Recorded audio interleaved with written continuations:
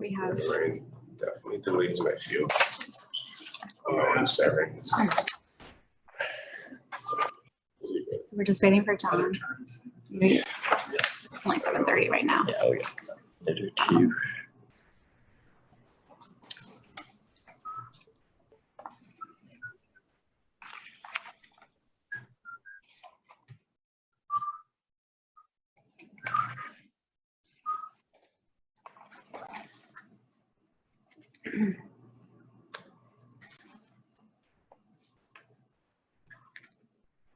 And we're just waiting for John Weston, and it's just 7:30 right now, so we might want to just give him a Right, couple yes, I minutes. was, give it a couple seconds. I would give it a couple, yeah. Okay. And then once, Nick? He's John. online actually. yeah, Okay, Nick, Heather. Heather and Tony are on the, and then after you call to order, I can run through my protocols. you can.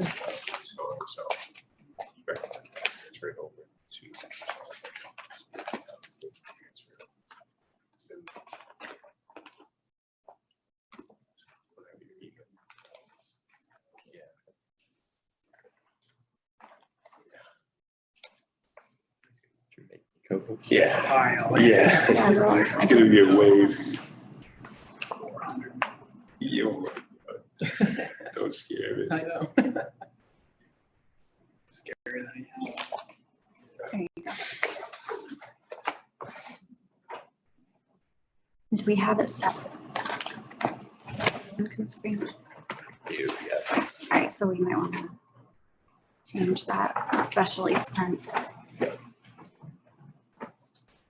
Yeah, okay. John, Hello, how are you? good. Hey, John. Hello.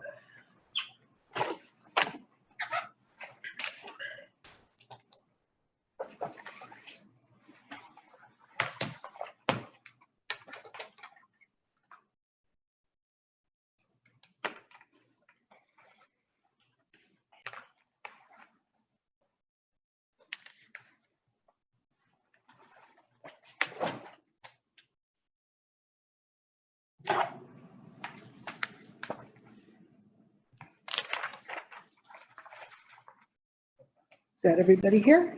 Yes. Nick is one. Yep. This is to call a meeting of CPDC open.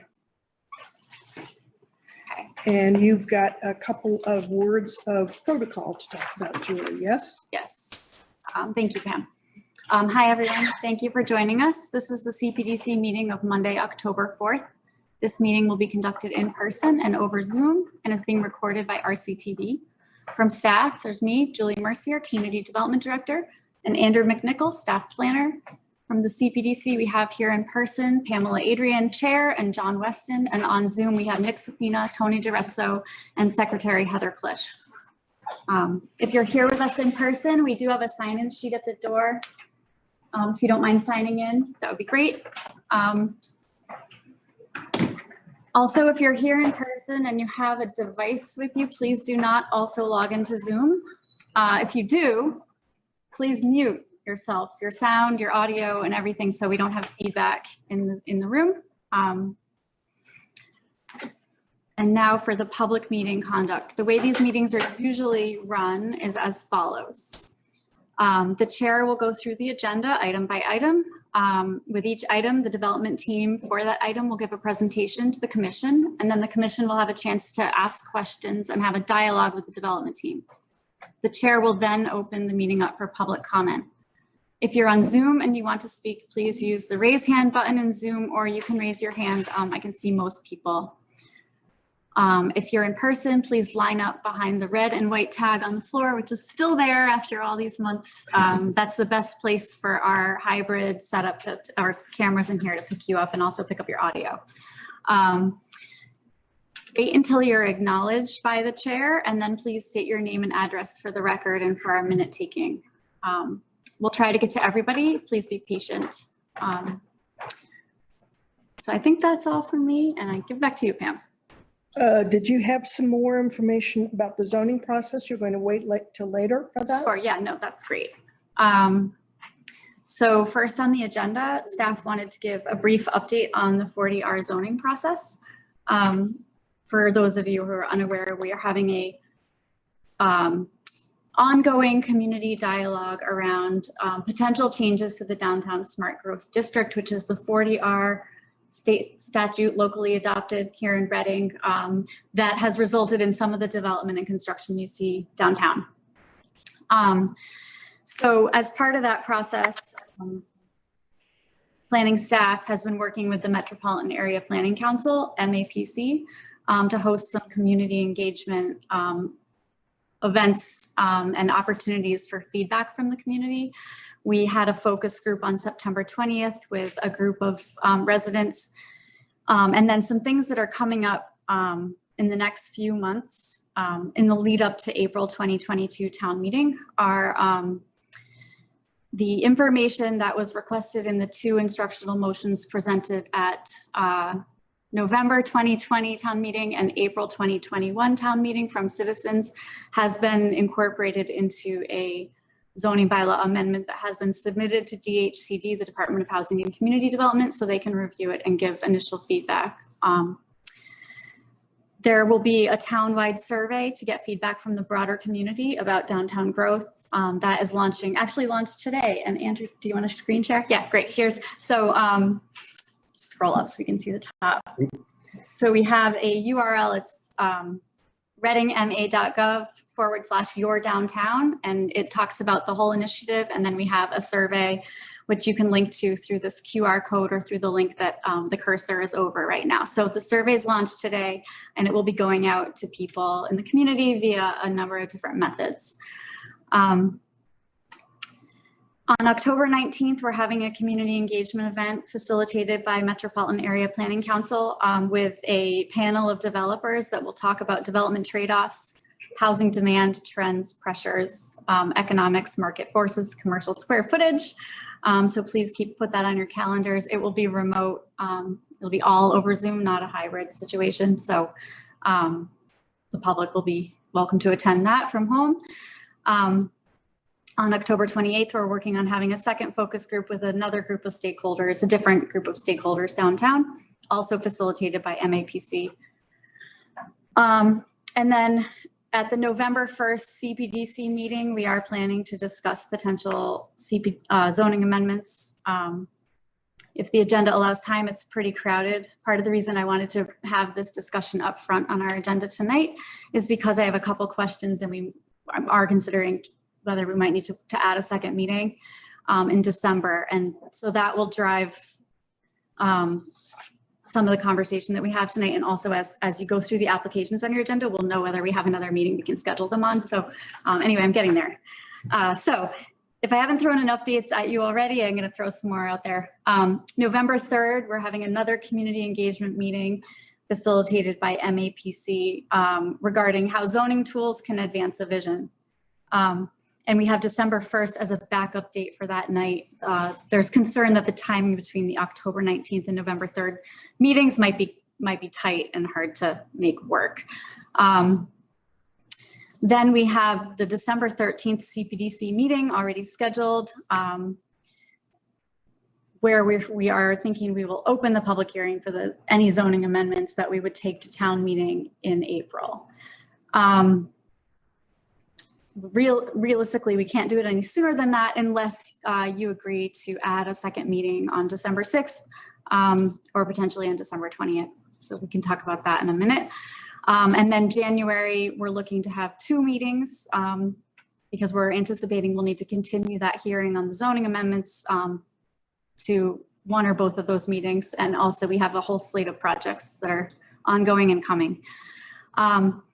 And then our plan is to send any draft zoning amendments that the CPDC puts together to the Housing and Community Development by January 31st. They only accept applications the last day of every month, and they take up to 90 days to review them. So, and then on March 1st, the town meeting warrant will close and town meeting begins on April 25th, 2022. So questions for you guys. Are you amenable to adding a meeting date on Monday, December 6th or Monday, December 20th? Cpdc.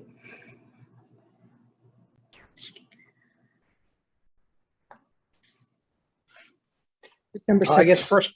first question, Julie, will remote access still be allowed that late? I don't know what the new laws were.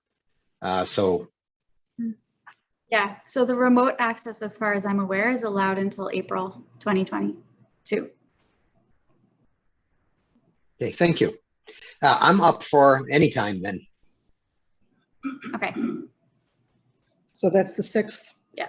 I can put that on my schedule. does the 6th work for most people? Because we might need, what we're thinking is we might need to have a meeting that's completely dedicated to zoning amendments. Not only do we have the 40R amendment, we also have the floodplain bylaw amendment. So, It works for me. all right, that's great. So that will help planning the rest of the evening. And then is the CPDC amenable to opening our public hearing for the zoning bylaw amendments on December 6th versus January? We typically do January, but this year we feel like we should do it sooner, and we haven't had a lot of chance. You haven't had a lot of chances to discuss this because of full agendas. So that's zoning issues primarily. December 6th, we would try to, we would gear towards that discussion. Okay. And then we can take up regular business on December 13th. Right. Okay. Okay. And does anyone have any questions, comments, concerns with our proposed schedule? You have an October 28th. Is that another Zoom meeting? That's a focus group. It's just to let, it's going to be a small group of stakeholders downtown, not a public meeting. It's facilitated by MAPC with staff coordinating. It's fine. That was more of like an FYI. No, that's fine. Here's another thing that we're doing to try to get more input. So are there any other questions from CPDC members? No, none from me. Okay, wonderful. Thank you. That's all from me, Pam. Okay, we have a continued public hearing, 40R plan review for 18 Woburn Street. Are parties here? Hi. Good evening. Attorney Josh Latham here this evening on behalf of GC Federa Contracting, the applicant for a smart growth development at 1820 Woburn Street. As you may recall, this is another continued hearing. We last appeared before you on August 9th. At that time, we presented to you an alternative entry to the garage underneath the building from the existing right-of-way. The board mentioned some concerns for us to prove the access was actually functional and access to this individual parking spaces within the garage. There was also a memo or an email from the fire department expressing concern about the design. We've taken the last 2 months to meet with the fire department and satisfy or allay their concerns. We've included an additional interior stairway, and that was really the big issue, which did satisfy them. So really, we also have Giovanni tonight, our engineer, who's going to discuss about the access and getting into those parking spaces. With that, I'll turn over to him. And we still have one elevator? We still have one elevator and 2 stairways. Good. Thank you. Good afternoon, commissioners. My name is Giovanni Federa with Federa Engineering. And so, as Josh said, I really want to express that the feasibility of the parking garage and the access. And so what we provided were entries of a passenger car with length 17 feet and 6 feet in width, which is arguably, a pretty larger size passenger car. Standard cars are, a standard sedan is typically about a little over 15 feet. A coupe with 2-door is about like 14 feet. So, using the 17-foot passenger car, I really believe is something that proves it is totally feasible to enter and park and have, good space between all the cars. So what I showed, this exhibit that we provided, it shows parking into all 8 spots. And it shows as well as exiting the spots on the lower side of the page. And when you see the entrance and the exiting the cars, you can clearly see that it makes all the turns. The column that is in between parking spot 1 and 2, there is a 1 foot separation between those parking spots that kind of gives that extra buffer. But the exhibit that we provided does clearly show that the parking garage is feasible to work for what we have designed here. And that was, really the biggest thing for myself. I know the fire department did also want to see an updated fire turning into the right of way, which we did provide that. And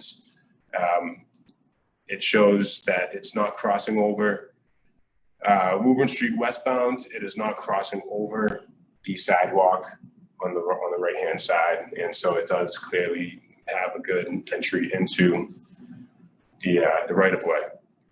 We also show where the existing cars are parked right now without the building existing conditions, and the cars that are there as displayed right on the right of way.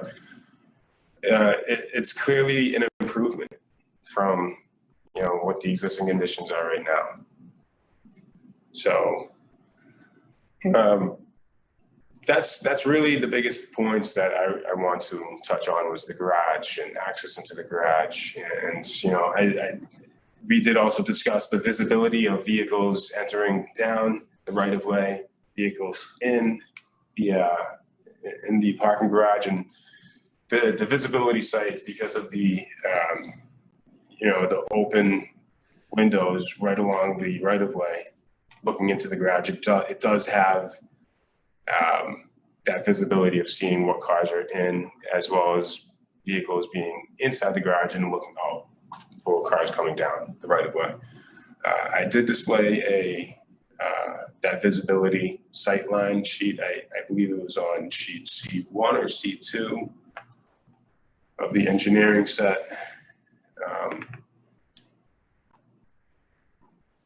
If you want to pop it up, I mean, I'm sure if you do remember, but it'd probably be good to take a look at that one more time.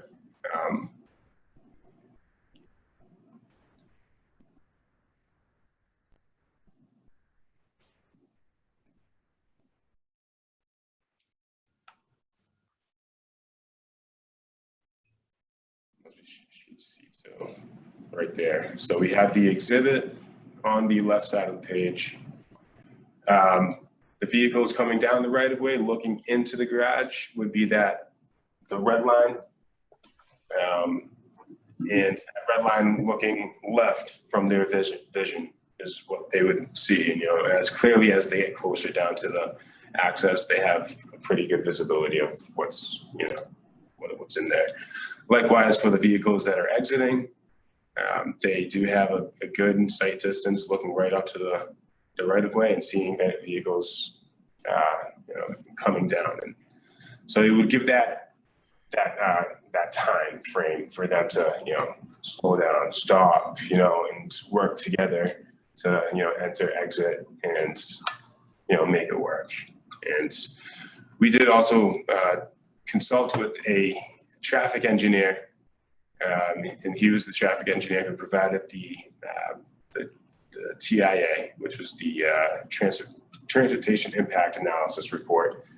And, we were just seeing what his thoughts were as an expert traffic engineer. And he totally believed that there wasn't a concern of really making the maneuver into the garage. He felt like it was very feasible and very doable. So those are the points I really want to touch up, and I really believe that the parking garage will totally be practical design, and as it's constructed, it will display compliance. So I know the architect is here, and he would probably like to discuss architectural changes. So Voila. Can you guys hear me? Yes. Hi, John Seeger, Seeger Architects. Thank you, Giovanni. As Josh mentioned, we spent the last month or so addressing some of the changes, revisions to the plans and the building, mostly in response to Captain Nielsen's concern for life safety. Our previous building design did have one means of egress, which does meet code, but he really, we met with him numerous times, and he did have concerns with having to access the windows. With egress, you're supposed to have egressable windows. So essentially having two means of egress is for the 6 units. He was pretty satisfied. It was a done deal. He doesn't need access for the windows. So essentially the first floor plan, you can see on Woburn Street, the edge, we haven't changed the lobby entrance to the residential at all. We haven't changed the entrance to the retail, nor really the retail space or lobby. We introduced the stair at the back of the building, basically in the retail building. And in doing so, we had to extend the platform that was there. We had to extend a little farther to allow egress for that second means to actually get back to the street. So that's one of the main changes. And that stair does not go down to the basement. It is strictly to service the second and third floors for the residential units, which is what the captain was concerned with. Our roof deck, I'm sorry, not roof deck, but our first floor retail deck, the size is basically the same. We introduced columns at the deck about 7 feet out to accommodate the extension of the building of the second and third floors, which we can see on the next slide or the next sheet of drawings.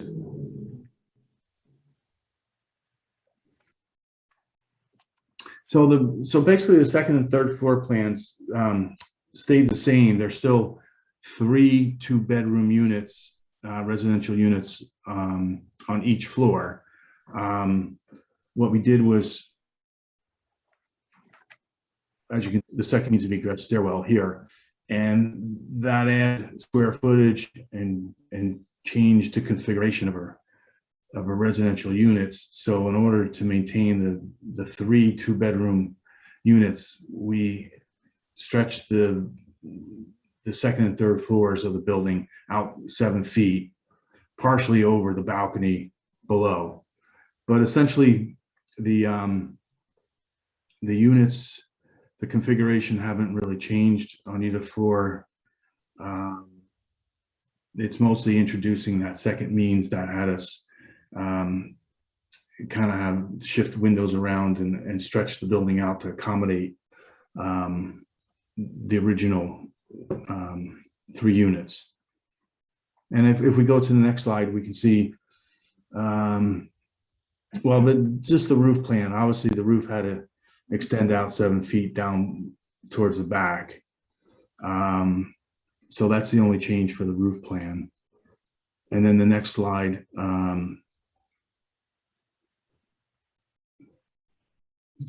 Is that, can you, I wonder if, can you just blow that up a little bit?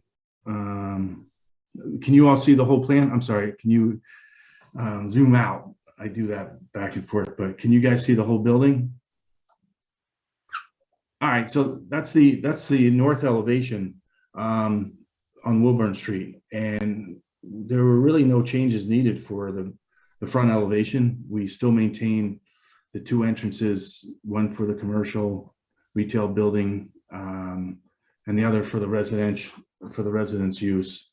So nothing has really changed on this elevation from the last time we met. If we can pan down to the east and west elevations. Oh, yeah, the next sheet. So this is actually the east elevation facing the right of way. And the building from the street on hasn't really changed, but you can see we extended the building back towards the parking lot, partially covering the deck below. We still are maintaining the same deck size. It's just that the building is extended over it. And I think in general, the massing still works. And it also is kind of an asset because it gives the deck a little protection from not just the elements, but from the sun. Because this is the deck does face the south elevation. So I think there will be provide some shade for the for seating for the users of the deck. So I think if you can pan down, yeah, either one of the west elevation, you can see again, we introduced a egress door right where that cursor is. Someone's anticipating my every my every thought, but so that's the new door, and you can see how we had to extend the platform, if you will, to basically have access to that stair.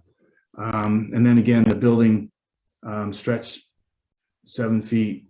It doesn't cover the balcony in its entirety. It leaves about 3 foot exposed.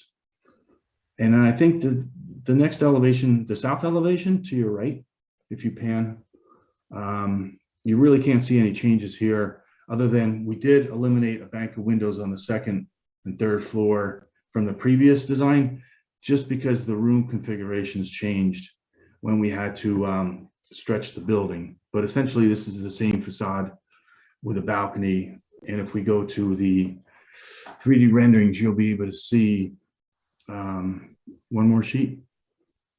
Yeah, you'll be able to see some of the changes from this elevation or this view on Woburn Street. There is no real change. We still have the storefront leading down with the grates opening up to the garage for visibility, as Giovanni was discussing. We're still using the same fenestration materials. You can just barely see in the upper left corner that's where the building would extend 7 feet from the corner there. So I think these renderings, you really won't see any changes at all.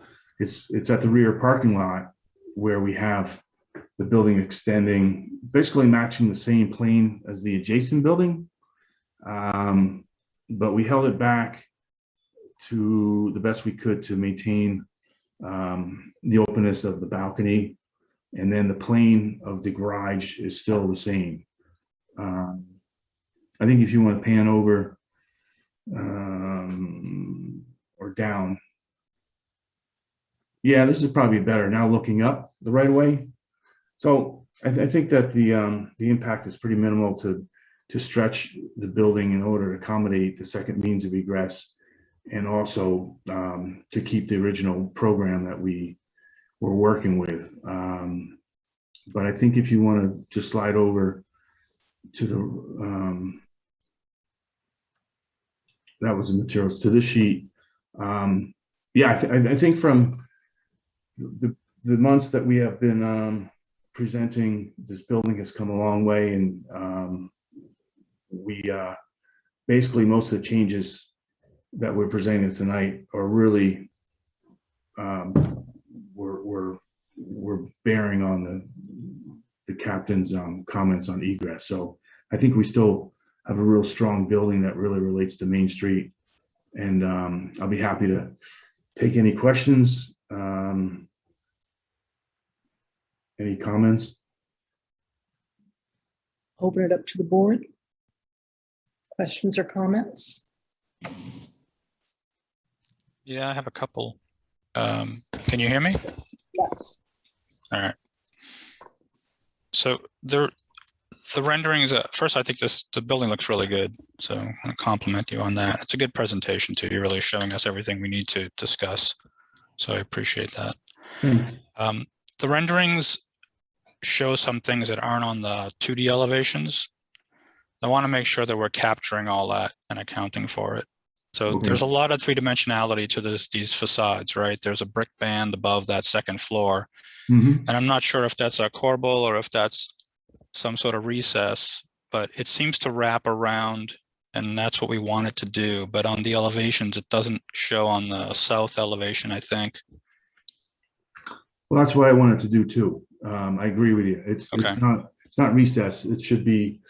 It was basically row coursing. We were on the fence about precast or row coursing at the top, and I would welcome your input for that because I've been back. So it's a soldier course of some sort, but it's going to project soldier. forward. Sorry, not row, soldier. And it's going to project forward.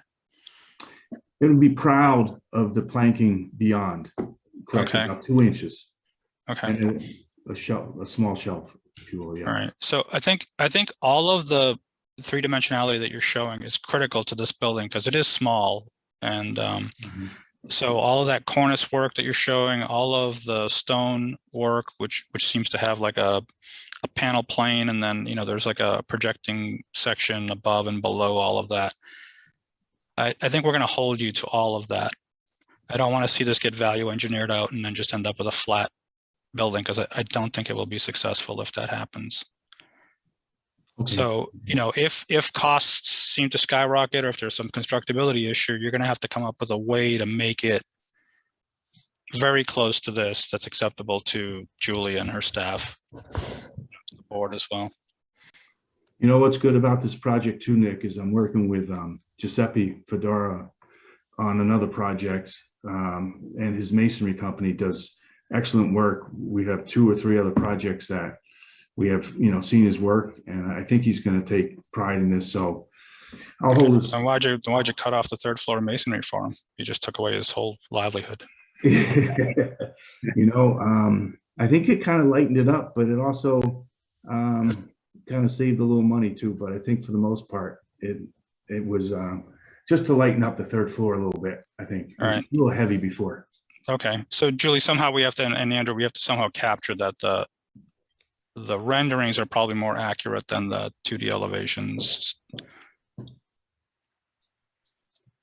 And then the other piece that may or may not impact anything is in the floor plans. You've got your egress separation between those 2 doors to the stairwell. You're 2/3 or 1/3 away, whatever the code says you're supposed to be. So yeah, if you zoom in on one of those plans. So door to stair north and the door to stair south, right? Those are the distance of that meets code. It does. We reviewed it with our code consultant. And as far as we do have a little flexibility to stretch the stair a little bit, but we're pretty much spot on right now. Okay. And then I guess the last thing I have is, so this south stair has to go past that entire wall north, you know, along the wall to egress. So I think all of that has to be fire rated, right? Correct. The entire wall has to be 1 hour, and we're allowed to have just 15% openings on that side. Okay, because you were showing some glass doors. Does a glass door to that stair have to be fire rated glass? No, just the wall, Okay. because we're let more than 3 foot from the existing property line. Well, I was thinking more because you have to egress past it. Like right now, you're egressing to the north. There's no way to put a stair in to the south. I'm sorry. The stair has to be rated, so therefore the door has to be rated. You're right. The door to, not in this plan, but the 1st floor, the door itself has to be rated. It can't be glass. That one, because it's within the stairwell. Well, it's also to the exterior. It's not that one. You come out of that door, you're going to have to run page north past all of that other wall. So all of that wall has to be fire rated. And then that door you're showing where the cursor is now is glass. So whatever. I mean, you have to meet codes. I'm just pointing that out. But there's no way to put a stairwell, not a stairwell, but just an exterior stair that goes south where that retaining wall is. We didn't think of that until after we submitted the drawings. But if you could leave that in as an option or as within your ruling, because we like to explore that, Nick. I think it makes sense. We're that far down. So if we can somehow put that in the draft decision, or that we could entertain that option, I appreciate it. Okay. That's all I have. Thank you. Thank you very much. John, Heather, any questions? So, yeah, I have a question or two. I mean, I think, right, we've come a long way. And think we're close here. I'm going to the memo that Ryan, town engineer, put together. I assume that, have you seen that before? No. I did not. All right. He's in here mentioning that the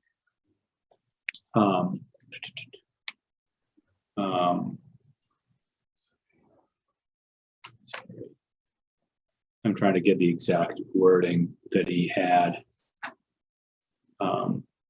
He said about the driveway curb cuts, the proposed elevations are unclear in these. How will the changing grade from the existing right-of-way to the garage be handled?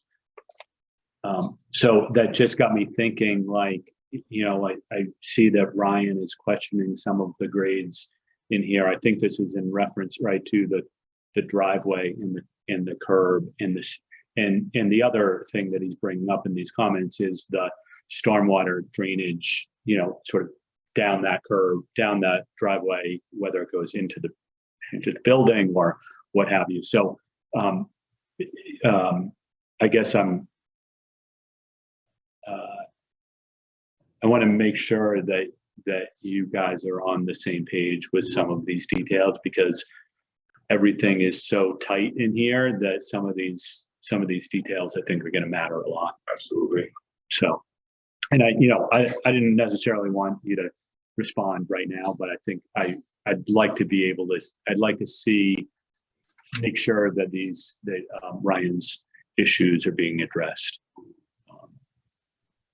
Yeah, I don't see any showstoppers in here, but I think the details, it's working out those details. And I will be sure to provide, responses to the comments to make sure that we address every concern. Okay, great. I have a question about the sidewalk descending down that bank that comes down and then your parking is underneath. It looks like it's tapered. Yes, so it would be, it's a mountable curb, so it is tapered so that you can drive on top of it. It's not a vertical curb. All the way down? We're open to. From Woburn Street all the way down?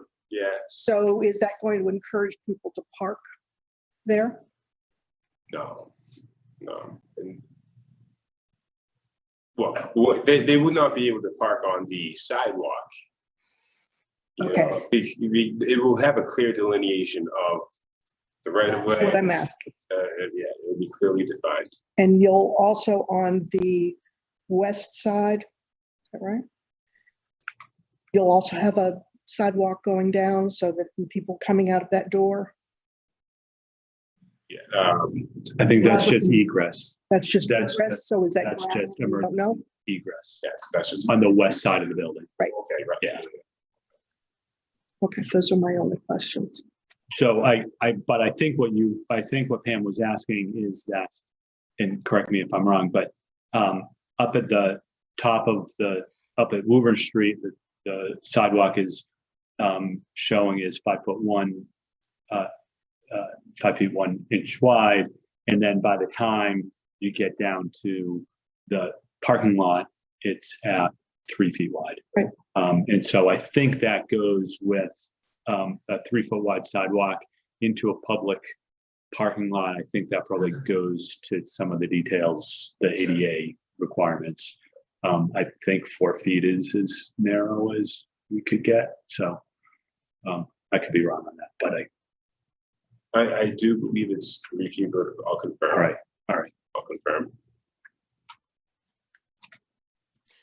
I think, John, what you just mentioned, maybe what I just noticed as well, and it was in Ryan's memo, just saying that that proposed sidewalk must be further reviewed as well. And there's actually this kind of an incomplete sentence. I'm wondering what he meant. He said the sidewalk down the existing right of way is not compliant, and I don't know what else he was going to say. It's an incomplete sentence. But I guess I'm just wondering if you could speak at all to any issues that need to be worked out and that you're working with Ryan on that.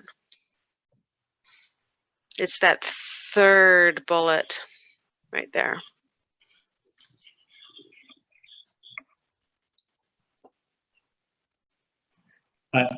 While you're reading that, I will say, I know that there's a lot of confusion within the traffic engineering and roadway design community on what to do about ADA compliance of sidewalks along existing grades that don't meet ADA requirements. It's an evolving science or set of standards. And I just wonder if Ryan could be referencing that, right? Because there's no way that grade meets, Right. 12:1, but there's nothing you can do about that. But I wonder if it's that or whether it's the width of the sidewalk in curb cuts. He could be thinking about both or either or both. But I think you probably need to, get with Ryan to make sure we absolutely understand what's going on. Yeah. Okay. We're at a point where we can open it up to the audience. Questions or comments from the field? From the public? Anybody on Zoom? Not yet. If you're on Zoom and you'd like to make a comment on the project here at 18 Woburn Street, please use the raise hand feature in Zoom or raise your hand so I can see you.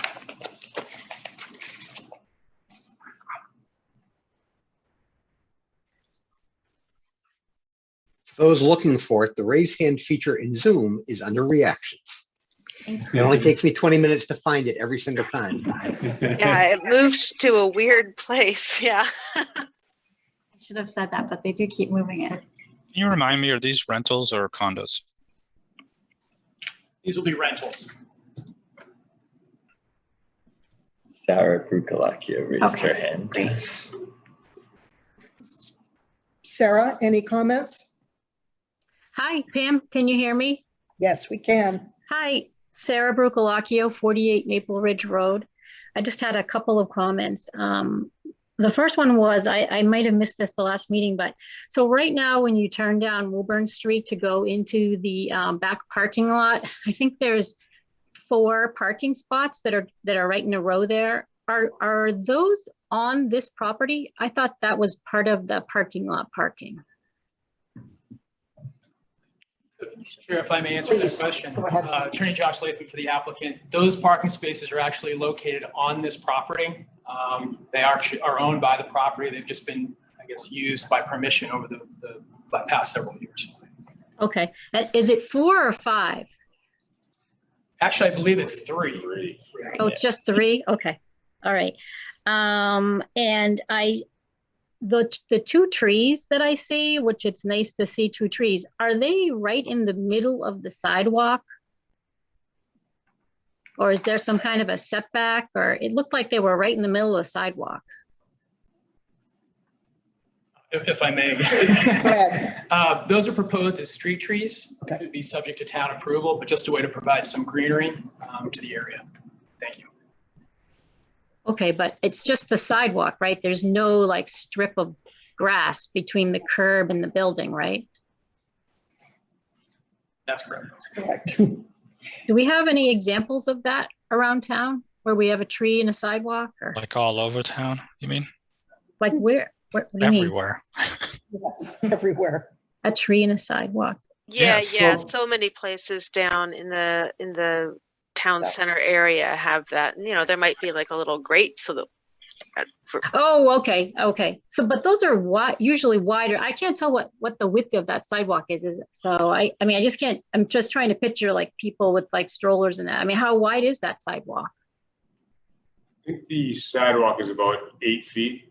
Oh, okay. And so so the sidewalk between the tree, it would have, enough space. For a stroller. Exactly, yes. Can you bring up the rendering from that view? I think it's a better shot. But I mean, if you look at the door, the front door is 6 feet wide. And so if you were to scale that, not the flat one, the 3D one.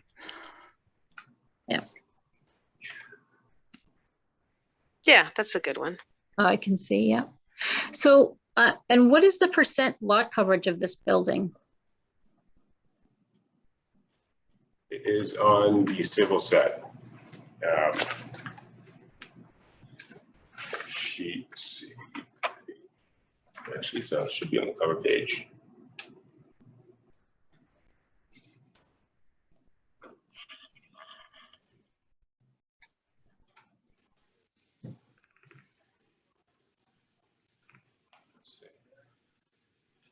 Yes, no, it's on the cover page. So we're at, it's almost 100%. So yeah, we're at 100% lot coverage. Mm-hmm. Is there any way that can be reduced?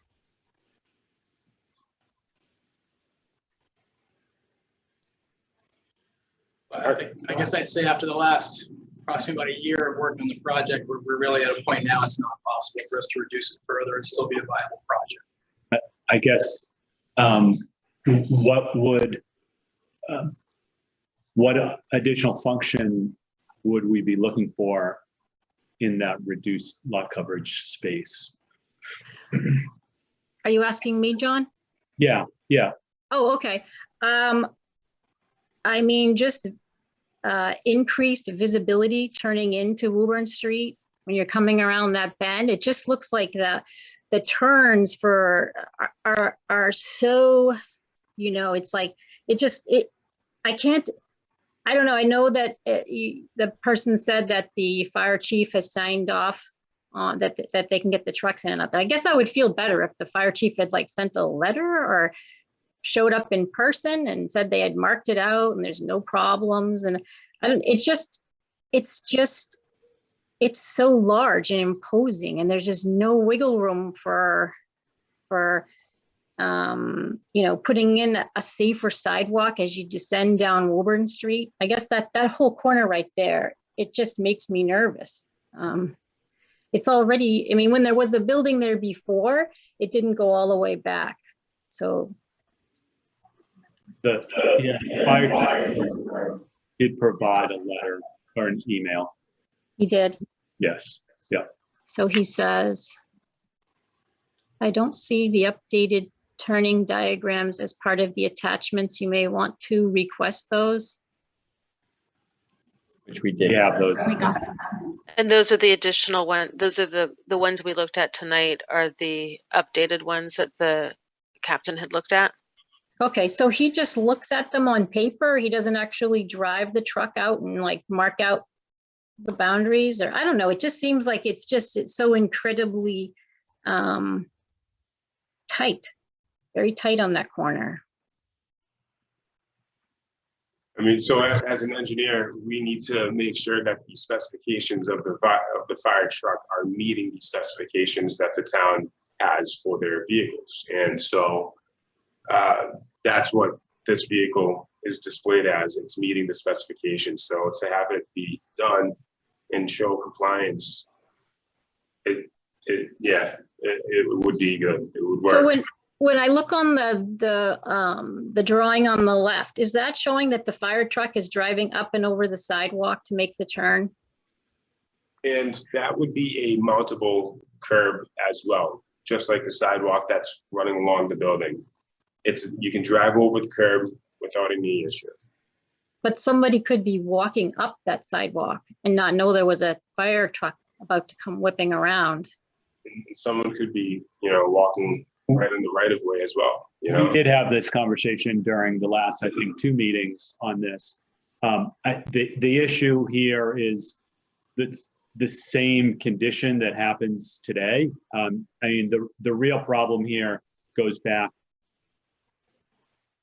decades that we have turned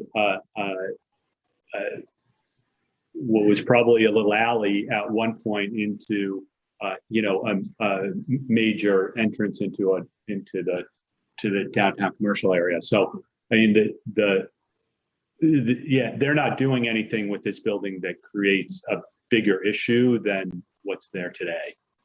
Well, there's no building there today.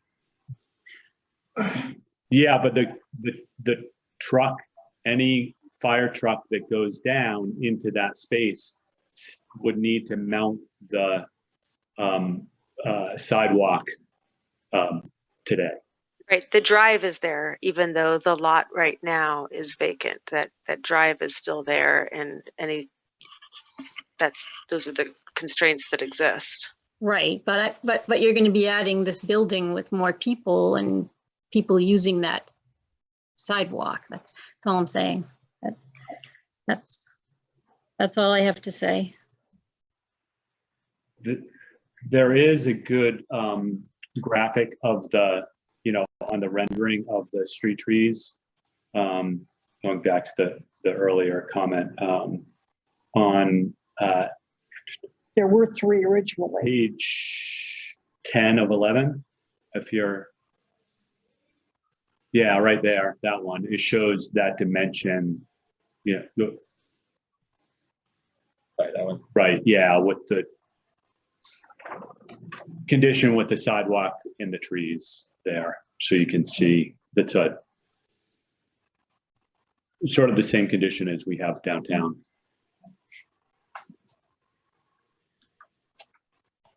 And if I could just add, relative to the question of the access way, really as it currently stands, there's a 15-foot public right-of-way that runs from Woburn Street into the CVS parking lot.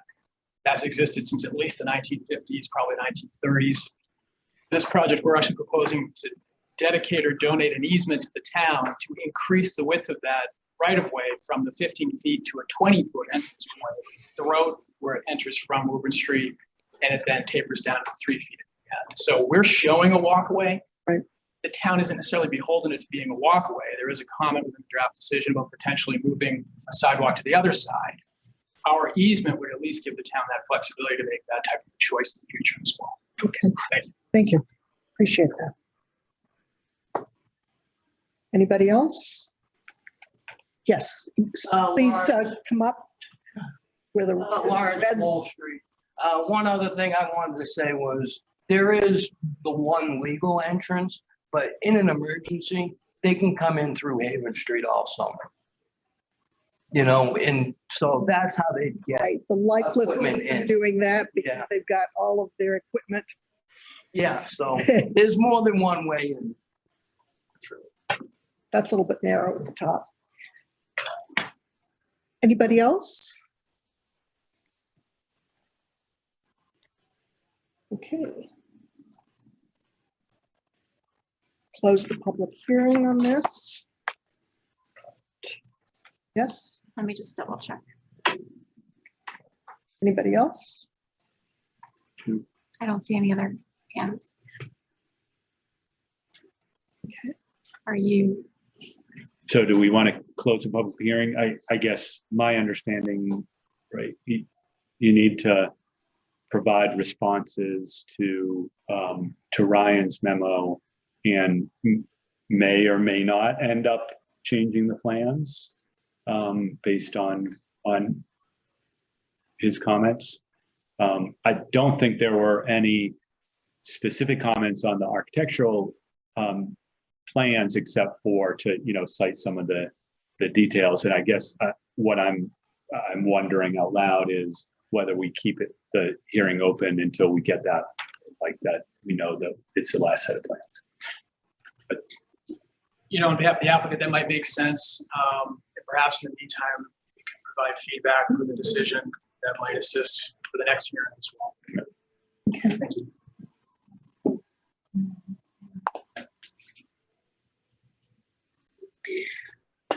Should I do next? What? Should I do next? Oh, I think we just need to continue this to December.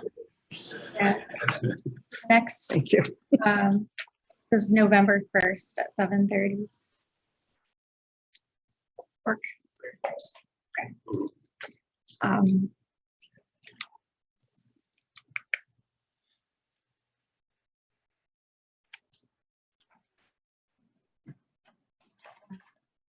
Take a motion to do it. Sure, I'll make a motion to continue the public hearing for 18 Woburn Street till to November 1st at 7:30. We have- Okay. Can we have a roll call on that one? Yes? You have to call this. Yes. You have to call the roll. To go. Well, I don't have all these faces up there. Heather, Yes. Nick, Yes. Tony, Yes. John, Yes. Pam. Unanimous. Continue. Great. Great. Thank you very much. Thank you. Okay.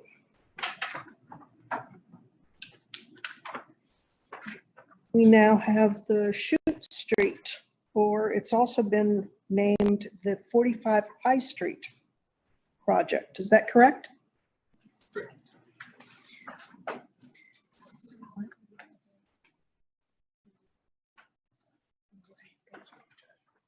I'll screen share. I like this. Oh, Yes. I'd like to be. No, no. 2 minutes. That's 2 minutes. My That's 2 friend, minutes. right? Need 2 minutes. Yeah.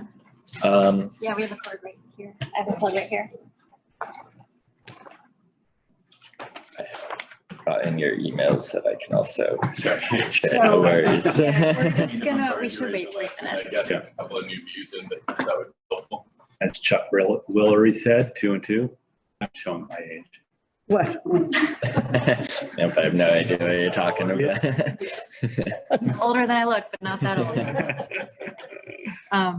Yeah, so we'll wait 3 minutes. So it's officially, or 2 minutes, so it's officially 8:30 as required by law. So Julie Wing Wong is my traffic consultant.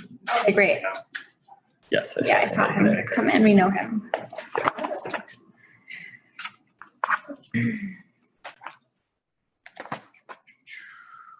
Are you sure? All right.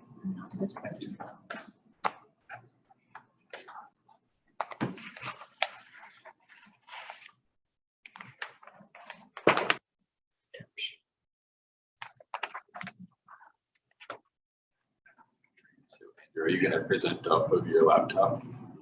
Yes. Would you prefer that you do? Either way, maybe easier for me to go back and forth if I have it here. Yeah, we would just need you to join the Zoom and mute yourself and Yeah. all your entire computer, like sound off. All sound off.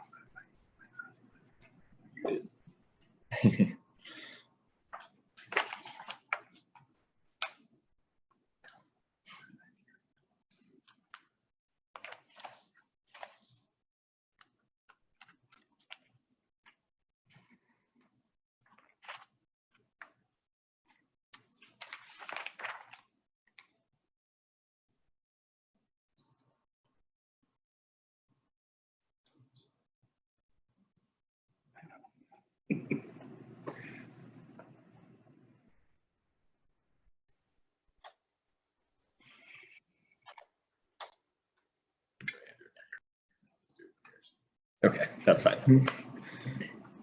All right, the next project that we are addressing is the Chute Street 6 to 16 for the 45 High. It's taken a new name, not a new identity.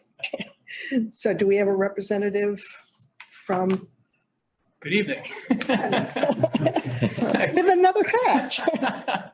Good evening, Attorney Josh Latham here tonight on behalf of Plum Soul Company, the applicant here for a mixed-use project at 6-16 Shoe Street and 45 High Street, as we variously referred to it. With me this evening are Jamie Garrity, he's here on behalf of the applicant, Jeffrey Ollinger, our architect, and remotely we have Wing Wong of Green International as a traffic consultant. So we last appeared before you on August 9th to open the public hearing on this application. We received many comments and much feedback from the board that night. We've also received staff feedback. We've taken this time to update our plans. We're ready to present to you tonight those updated plans incorporating much of that feedback. And with that, I'd like to turn it over to Jeff Ollinger. Thank you. Thank you. All right, Andrew. Just want to proceed with our slides. So first, Do you want to stand where the mark is so that there we go. all right. So to update you all on our project features, we've reduced our unit count to 32 units. So now we have a mix of 12 two-bedroom units and 20 one-bedroom units. We still have one major retail unit at the ground floor at the corner of Chute and High Street, and we have a secondary retail along High Street further down. Can I say, I think if he stands at the screen, then this will pick up the screen and him, what he's talking about. Perfect. Yeah. Thank you. At home, it might be easier. That's awkward. Sorry, yeah. We are maintaining our 25% inclusionary housing ratio at 80% AMI, and we've retained many of the improved public realm experience features that we presented in the last presentation. You'll see some updates to that to make them better and more functional based on some of the feedback we received. We also, as I mentioned, reduced our unit count, and so now we have a lower parking garage count as well. So we reduced our parking garage spaces to 40, but we retained the 2 spaces that are on the street from closing the curb cut. So we still are offering 42 spaces. We also have new features for the residents. We'll have a common building roof terrace. We have new more architecturally integrated balconies that you'll see that also help to work with the massing of the building and break up the facade. As we mentioned, garage parking. These will be ADA adaptable units as well. And we'll have a mind towards sustainable construction, focusing on material and embodied energy as much as the energy consumption and savings that we'll get from the high performance envelope design. For our zoning considerations, we believe that we are largely conforming with the 40R. Obviously, you will have your input on that. And we've been able to retain what we think is the majority and thrust of the quality of our development while incorporating much of the feedback from our last presentation. So at the next slide. This is a 40R comparison just to put our project in context of where a couple of other recently completed projects have fallen. So with regards to density per acre, we're right in the middle between Ace Flats and Rise 475.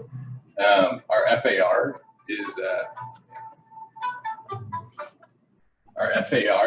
is also, as you can see, respectfully within line, as well as our commercial, which we've done a little bit to improve that, as you can see, by reorganizing the garage in the upcoming slides. So, Andrew, if you want to move on to the next one, please. This slide is a short summary of what was a much longer conversation with the abutters and the dialogue that we had with them. So you'll see in our update that we've alleviated some of the north lot line by introducing a sawtooth that helps the building to set back to 19 feet from 16 in some locations, as well as help to break up the articulation of that facade from what was a single face previously. We have eliminated residential balconies at the rear, and we now just have a roof there. We have also included angled bays that are helping to bring a more residential scale to the building as we're abutting the 40R district. We've also redesigned the primary facade, introduced a complementary material so that there's more of a material contrast and variety within the building. I think we had some comments that it was a little too monotonous in the last conversation. So we've had essentially more time to design the project and develop the aesthetics of it. So we can move on to the next one in case there's some additional questions. So here we were asked to provide more photographic studies of what the abutters might see from Woburn Street. So on the left-hand side is a before and after looking from the sidewalk. And on the right-hand side is a before and after of what a backyard view would be. So in our opinion, obviously everyone varies. The building is obviously more present, but you still have a significant amount of open sky. The building itself has a material change at the 4th floor, so it helps to soften that as well. So we've made several adjustments to the building so that we can better align with the abutter wishes. So on the next one. So here again, we just wanted to highlight where our site is relative to the downtown and relative to the downtown smart growth district, just so everyone understands kind of that we are abutting essentially the boundary of the zone. Here again is a site plan. This one, the yellow, is highlighting all of the active sidewalk. And as you can see with our design, we've been able to activate a significantly longer portion of High Street that now is currently an active driveway. That will all now become retail.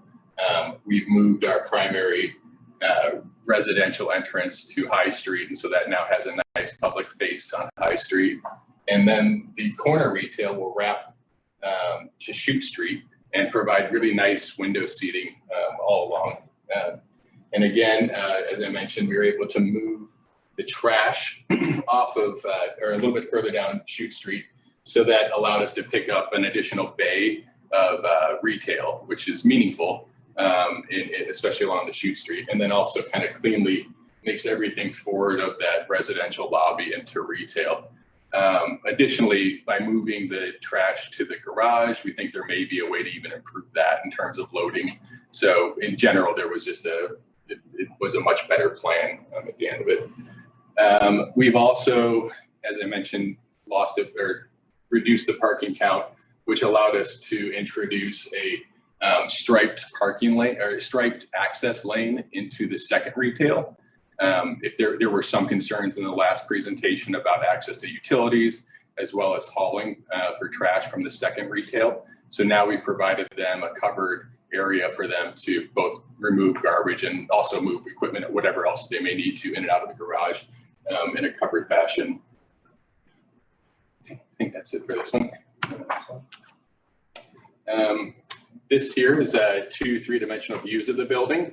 So you can see now that we've introduced this accent material to help delineate the more residential feel of the building from the more commercial end of the building.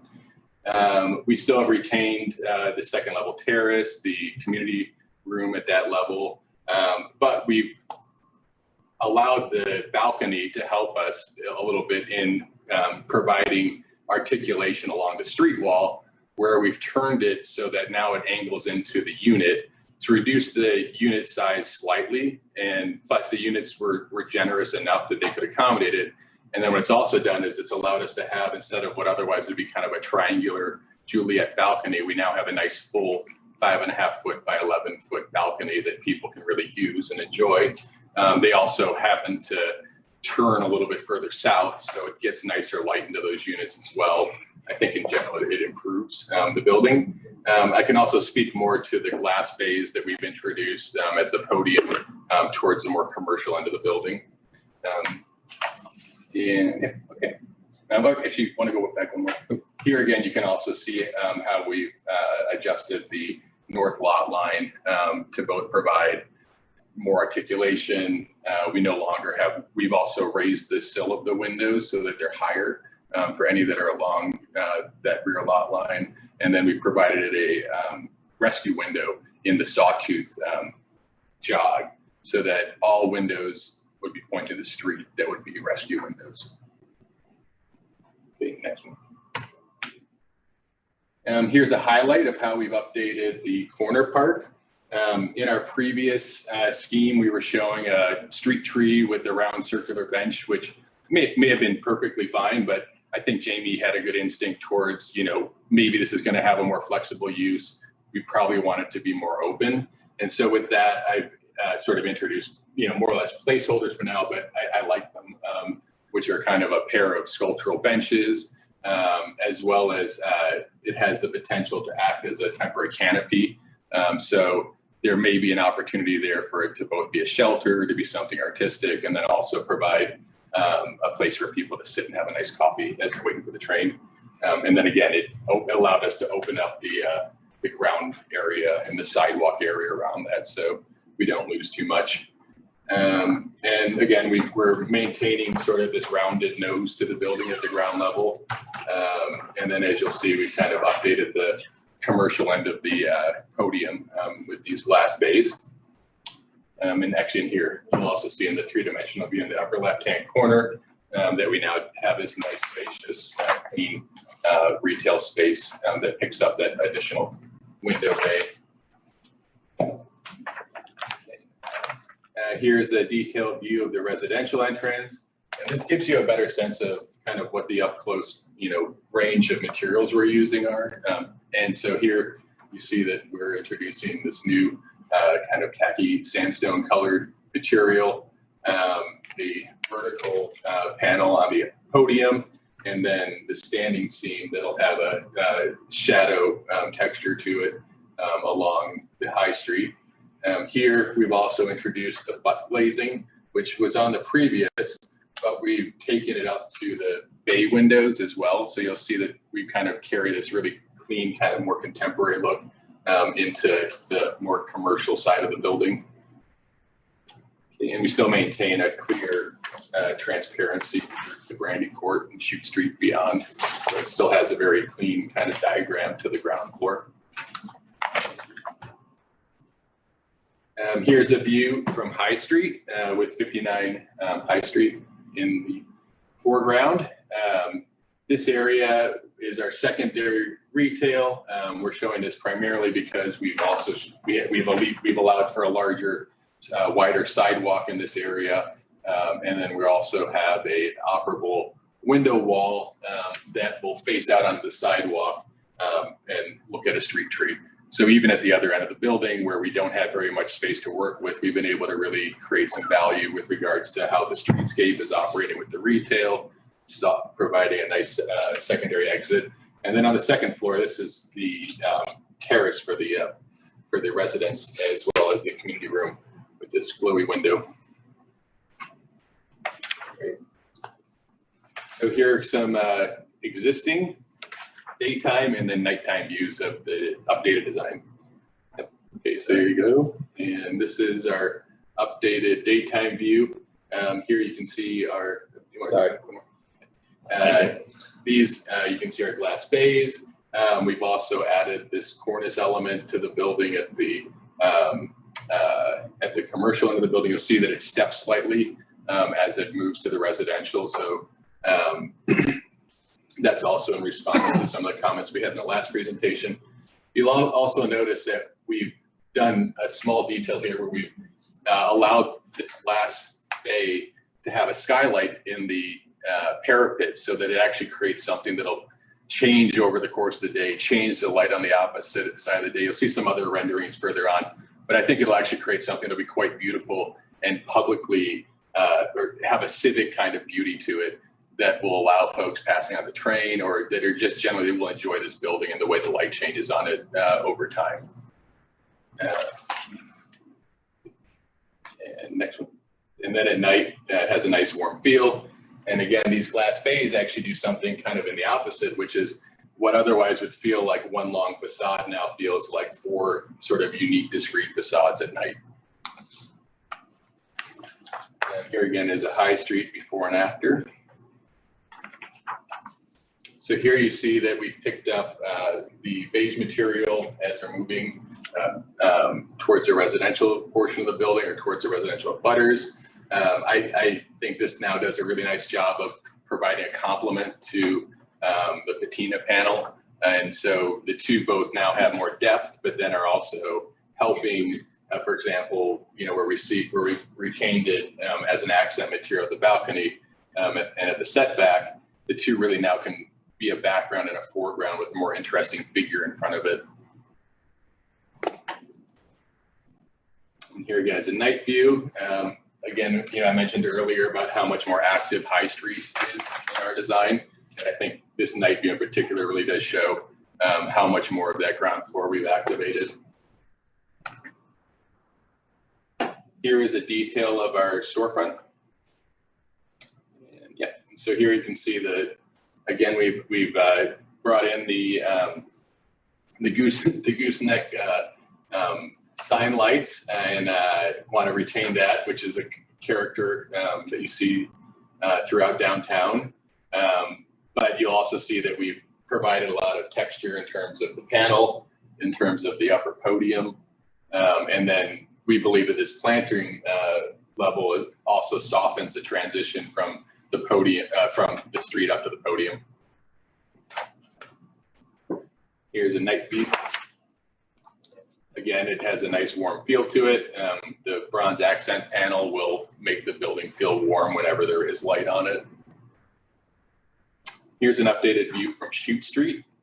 And again, I think the adjustments in the massing, as well as the rotation of the balcony helps to provide both a lot of massing texture, but as you can see here, because the building's pointing straight south, you end up with a grazing light that really provides this dynamic shadow throughout the day. Again, at night, you can see that the building now having these interruptions of balcony helps to kind of bring the entire thing down to more of a townhouse-like scale. This is a view that's axial on the nose. So this will probably be the most public view of the building.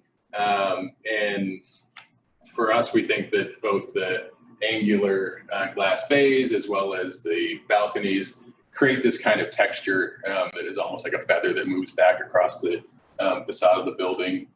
Here again, you can see that we have maintained a lot of openness at the ground level, where we've provided this updated canopy. And again, at night, you can see here again, night sky will show through. It's a very warm, friendly building. Detail of the corner park. And at night, again, I think it'll be a very enjoyable place for folks to have an early evening. Then here again, it's a detail of the upper level podium, and you probably get a better sense now of how the top of the glass bay and the parapet are interacting with each other. Again, here is a detail similar to the previous slide, but just to review again, we have this range of materials now that we're using, so no longer a monotone building. In fact, one with lots of texture and vibrancy. It's an updated ground level floor plan. Their parking, again, this has mostly technical information on it. I'm happy to dig into it, but I think I covered most of it in our plan presentation.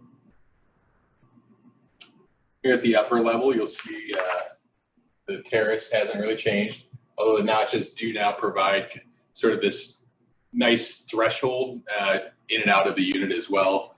If you have a chance later, I think there are also plans that you may have reviewed independently. But in general, we maintain a lot of the consistency for the one bed layout and allow our two beds to adjust to some of the unusual geometry that we have on the site. The glass bays actually benefit our plan as well for the units, because each of these bump outs are correlating with, for example, this one here is at the entrance, so you have a little extra space around the entry of the unit. This middle one is related to the kitchen, so there's a dining space that you can have with it. So in general, there's both an architectural but a functional aspect to it. Third floor, similar. We removed a unit from this level And then you can see here how the square or the rectangular balcony sets into the unit. And fourth floor is basically the same, with the exception that we have our roof at the fourth floor facing the north of Butter versus a terrace, which was there in the last. And again, these are just details regarding the material palette that we're exploring. And, happy to talk about the material palette more if you'd like. Thank you. Good presentation. Okay, questions from the board?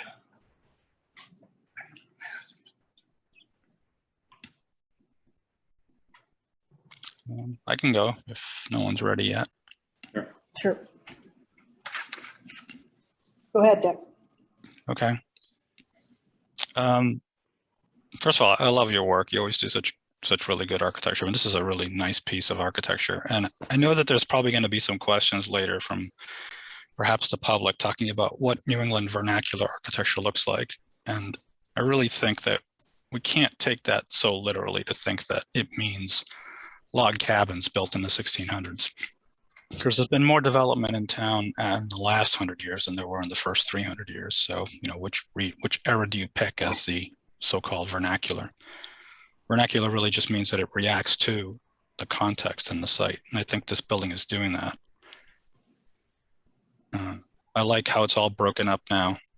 I do think some of your concepts might not completely play out, especially on those taller skylighted windows when somebody starts to hang window treatments. I'm not quite sure what's going to happen there. So potentially we need to think about what that really does, or if it changes anything at all. My biggest concern is still density. And I know you showed that table that showed you right in the middle of a couple of the buildings at 77 units per acre, but in the last building that was approved just a few minutes, not approved, but the last building that was we just talked about a few minutes ago was in the 60s, I think. And so my biggest concern is that we are still way too high. And I think that we solve two problems by reducing the unit count. If we take away the units that are on the north end of this building, if you go to one of the plans, like if you look at the top floor, there's two bedroom units on that north end, right?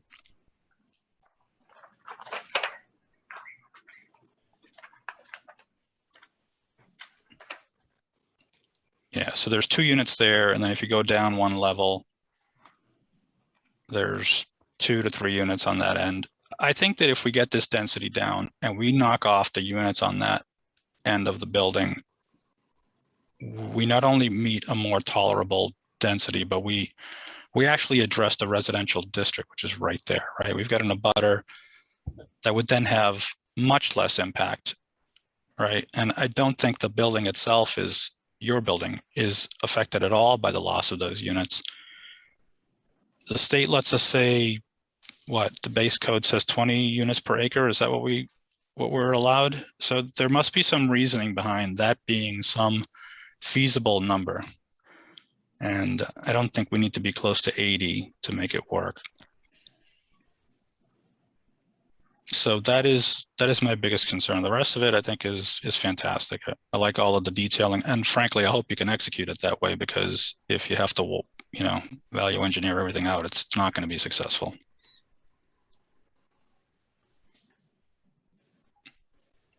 So yeah, I think that's what I have. If I can build off of that, in the same vein, I think my concern here is, this is a premier retail space. It's right in front of the train station. This is not like East Flats, which is tucked back more in the neighborhood. And so my concern, and I think it's part and parcel of what Nick was saying, is, I guess I would like to see just a little more square footage, retail square footage or commercial square footage, whatever it happens to be. And maybe if you're right, if you don't have the same parking requirements with that same density from what Nick was talking about. Maybe there's just a little bit more retail square footage that you can provide. Because with this, right, I don't know exactly, maybe you guys, I'm sure you do, what the existing retail square footage is in that building, but I'm sure it's more than. So we're based on the rent roll I have, we're building about just above, it's like 83% of what's there just on the retail. That doesn't include obviously the back of house and service. So my rent roll right now is a little over 4,000 feet, and I think we're building with the residential lobby and back of house trash. I think we're about 4,500 right now. So the ground floor in total, non-parking is larger than what's there today. Yeah, I mean, to John's point, if we knock the units down, we're taking that whole strip of parking, and I see where the trash is, but the only thing I would add, plus the other ones. I would break in only insofar, Jeff can speak a little bit more to this. The garage door is sited where it is because there's about a 7-foot grade change on Chute Street that starts from just where the trash room ends up to the top of Chute. So when we start moving that garage door north, now we've got pretty significant issues with ramping. Yeah, but you don't have to, right? If you're just taking this row, you leave trash where it is. You take those 4 spaces, that becomes retail, and then potentially these first 1, 2, 3, 4, 5. You need to be proximate to your lobby. I think maybe let's just address the larger question I guess I have is, so it was referenced that there was another project that was like in the 60s, but I think looking at a unit density is maybe a little bit myopic insofar as we've got FAR and we've got lot coverage. Both of which I think this project is very thoughtful of in terms of what it is. And I guess I'd be interested to know what the other projects that were approved, what their ratios were. So we're not going to play, at least. No, I'm not. We're not going to play how you compare all that much, because there's a couple of things. Time. Unfortunately, these other buildings were built before you, and a lot has happened since then, right? So that's one thing. But I also think location matters, and the fact where this lot is great, right? It's great. You showed that image with where you look straight on. I mean, it's great. It's a great location, but that just means it needs to be a great project. I will say, like what Nick said, a lot of the changes that were made, I love that the Chute Street side image, right, where it's all broken up, and I think that works a whole lot better than what you had before. So I think there's a lot going here. I think we do. Can I raise one alternate point? I understand that position. I understand what you're saying. I guess the other thing you guys are sort of from the beginning of this project, I think Andrew and Julie and the staff rightly said, look, we want you to bring your A game on this project, right? So what we've designed is a very expensive building. It's more expensive than the other 2 that we compared to by far. And so it's a little bit hard for me to take that direction. And then on the flip side, say, I'm essentially within my zoning envelope. I'm very close in terms of everything else to what I need to be. But now I'm getting cut down on units, which is what I need to afford to build the building that you guys are asking me to build. So I get it. I'm kind of, I'm trying to understand that. Can you? I don't think that's accurate, though. You are not within your building envelope limit. You are at almost 4 times the minimum allowable density. And I don't talk about density just on its own thing. I look at it as architectural mass, right? That density is causing a certain architectural mass that occupies the building. And part of that is causing you to require more parking, which reduces the retail on a strip of land that I think needs retail, as John mentioned. So it's not just like this number or that number. There's a bunch of factors in there. Yeah, and I just want to clarify though, in terms of a building envelope, just let's put aside the unit density factor for a minute. In terms of height, I'm 2 feet over my limit, which I could very easily amend. That's just a architectural parapet. And all my setbacks, I think, with the exception of my loading within the building, that's really the only waiver I think I'm asking for at this point. And then there's some parking lane adjustments because it's a singular circulation and that kind of stuff. But I guess I'm not trying to push back too hard. I'm just kind of saying that zoning does have a building envelope height, size, setbacks, et cetera, which I am largely conforming to. So I just want to make that point. And thank you. That's all helpful perspective. I'm sure we'll hear from others. When I was looking through some of those images, I did get a sense that I liked the design, but this, don't take this the wrong way. This is Reading. It's not downtown Boston, right? And so I did get, I like it. I like a lot of it, though there may be something that's a little bit too urban, but maybe not. That was my initial there's actually, if you go to the slide of the view from the train tracks, something that we were conscious of when developing this view is the relationship to Haven Street. It's probably one of the first private views. Exactly, maybe 3 or 4 slides. And what you'll notice that's the image right there. That's the image that I was like, oh, that looks very Too much. That looks, it looks very urban. It's very glassy. You're right, and it does feel probably more contemporary. But again, it's also abutting your train station. There's an element to it that in and of itself it'll sort of create its own type of architectural environment. Obviously, that not to be self-referential, but I think there is a case to be made to have a high impact civic type of architecture adjacent to a place that's going to see a lot of pedestrian foot traffic. And so I think what's currently there, no offense, Jake, is actually building in town.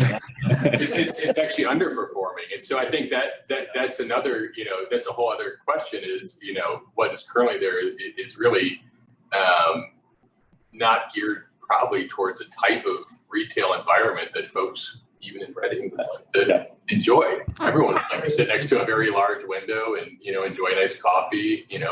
Someone's coming home, they can see the train coming. So there's definitely value in having a nicer storefront environment. I don't have any problem with this view. I think this is fine. You're right. This is supposed to be a new face at the edge of this district, and that transportation hub right there is supposed to be affected by this. So I don't have any problem with the modernity of this thing. And actually, Andrew, if you want to go back, I think 2 or 3 more slides. It's actually kind of Art Deco-ish, really. So I mean, maybe it's referencing back to the other. We really did start out. I tried to draw. One more. Perfect. Okay, great. So even here, when we were looking at the dormers, were something that we initially were studying. We're like, okay, how can we introduce something that will look complementary or in dialogue with the dormers? And that's kind of where the glass bay and how we terminate the glass bay was something that still presents something that's a triangle that's similar to the gable pediment face. And then even as I was looking at the new canopy structure, I'm like, not to sound kind of too loose, but there's triangles that are kind of interlaced as almost a motif throughout our building and to Haven. And so in a way, I think that if you can have a dialogue through geometry, that can be a way to sort of connect the two architectures without necessarily having to replicate something historical. One other comment, and that's going to be my last one for now. And I know Nick brought it up before, but the towards the north end of the building where what's it, a rec space or something, community space where it's in the same, the the same As a gable. form as the gable. I guess I would, I'm not a fan of that. No? Yeah, yeah. Will you be mad at me if I tell you that I changed my mind on that, by the way? I was gonna say, he got to you. But did Yeah, you no, like I mean, it before or did you not like it before? Now I I can't didn't, remember. I couldn't really place the reference with the building the way it was configured before, but now it does seem to be congruous with what's happening behind it. And I get that there's this gable structure next to it, but I don't mind it as a sort of a formal element at the end of that podium. Yeah, and so I think you know there it is a divergent, and it is a little bit formal, but at a certain point, you know, when we looked at it, we're like, okay, it can be a flat roof, it can be, you know, a shed roof, it can be, you know, gable roof. So there's a certain range of different forms it could take, and this one actually felt as though it was kind of a nice punctuation as the, you know, almost like a comma as it transitions onto the next building. Can you remind me while we're on that slide, what's going on on the ground floor at the very left of the building? Is that an extension of the retail? What is that? That's the residential second exit. It'll be primarily an exit from the building. So in the drawing set that you may or may not have reviewed, there's a section through the stairwell. So that allows the podium to connect to High Street.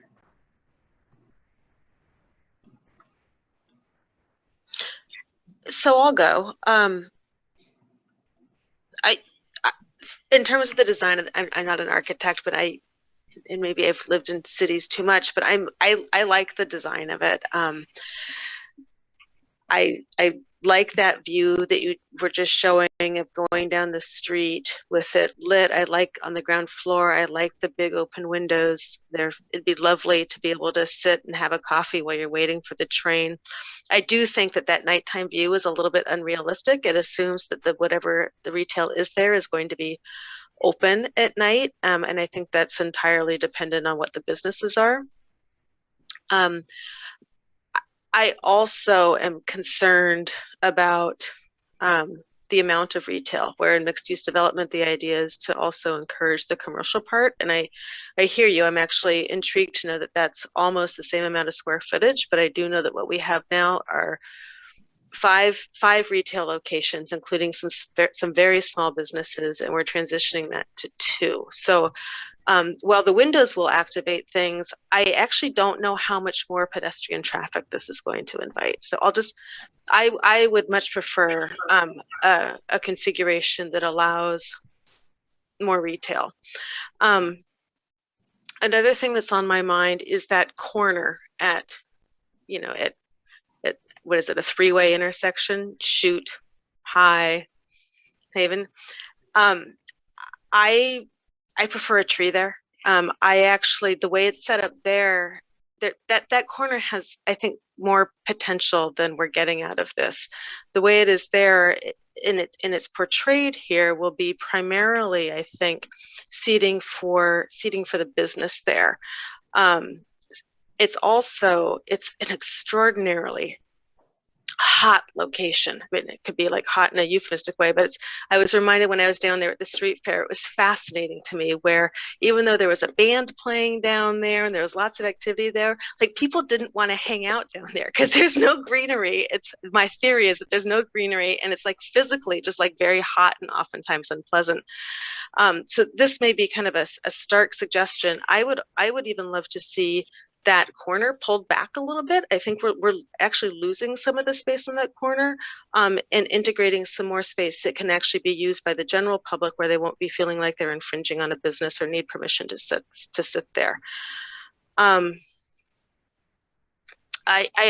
still have a question about the green wall. On the Chute Street side, I should also say I like the way it's broken up now more. The green wall, do you have, I'm wondering if there are examples of places in New England where something like that is thriving. I'm very concerned about the cost of maintaining it. Salt gets on it, plants dying. Is there a place that we could look at in New England where something like this is thriving? We can fully understand what the owner of the building is going to be taking on and maintaining all that and maintaining all the greenery up above. Because I think that's a very big expectation for that to be looking as lovely as it does in the picture. Yeah, we can find examples for you. All right. And overall, this is just me. When I look at, even though I'm kind of okay with the style of the building, it does kind of overpower everything that's around it. And perhaps with some of the suggestions to reduce the density, that can take care of it. But I love how it's broken up. I love the big balconies that people will actually use. But to me, when I look at it, it still just overpowers everything else around it, which makes me wonder how well overall the size of it and the density of it really fits right there. Yeah, I mean, obviously a fair comment. Again, I think it's helpful to look, this view in particular probably is not super helpful to the comment about the mass, given that there's not a lot of other context around it. But I do think that when you view it from the train tracks and when you view it from some of our other more contextual views, I think it sets nicely and has a nice scale to the project. But again, yeah, and I'm actually thinking about the other views, the other renderings that show it in the context of the other buildings and things around it. Not so much that one where you're just looking at it, but if you showed the one that was from the other end of the train tracks, it's huge. It's so much bigger than everything else around it. Yeah, that one. it's not all that. Okay, we can agree to disagree. I think this one is not all that different scale from the Two Haven that's immediately across the street. In my mind. I've got a question about the number and mix of the 2-bedroom and 1-bedroom. You're showing 20 1-bedrooms and 12 2-bedrooms in your new plans. Do you expect that people will really want 2 bedrooms and rather than the one, because now people have office requirements because they're working at home, and that may continue. That may be an option that all these companies have.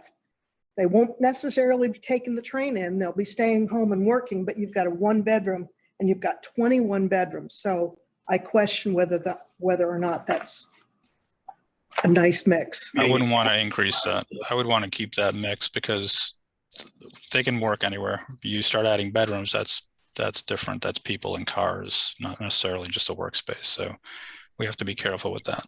Yeah, no, I definitely hear what you're saying, Pamela. That was my question. And many times people will get a 2-bed, then they'll use that second bed. If it's a couple, they may use that second bedroom as an office. Right. And I think our layouts are such, if you've had a chance to do a walkthrough of Ace Flats, you've seen similar 1-bedroom layouts, but they do a nice job of both having connected spaces that I think they'll feel very good in this. Actually, they'll be better in this project given the way we've integrated the balconies. So I think that there'll still be a comfortable way for people to work. And also, that maybe was Nick's comment. Ideally, you also want folks to go downstairs and you want them to go to the coffee shops and you want them to go to, enjoy, to take advantage of the rest of, the offering for downtown. Okay, good. It was just a query more than anything else. Okay. Heather, can I answer a question that you brought up on the retail really quickly? Yeah, of course. Okay, great. So I think when you said that there are only 2 tenants, I don't think that's necessarily going to be true. I think the space on the front of the building is pretty clearly a single tenant space, but the ancillary space in farther up High Street, that could potentially be subdivided to a smaller footprint, bifurcated for 2 smaller tenants. So, I'm not precluding here that I think what we're trying to do here is preserve optionality. So we're just showing the space in total, but I don't think we're precluding subdividing it, to meet a market demand. Okay, well, that's helpful to know. And I guess my overall point is I'm having a hard time with the density proposed when we're losing retail space when we're losing like retail storefronts. Yeah, and I guess, again, we can maybe agree to sort of disagree here, but more than half of the existing building right now doesn't have what I would qualify as street frontage in the retail space. So when we say we're losing retail, there's a laundromat where the access is in the rear of the building, and there's a dry cleaner where basically 2/3 of it is sort of accessed on Chute Street. So I think this is better retail. I think it's more modern retail. I think Jeff spoke a little bit too. It's probably more functional in today's world. I think if you're looking at it strictly on a square footage to square footage basis, yes, what you're saying is accurate, but I think there's a little bit of nuance behind it that, the existing building comparison would show. And if you guys want, I'm happy to walk you through the building. You can kind of see how the spaces are divided up, because I think if you saw how it works, you might think a little bit differently.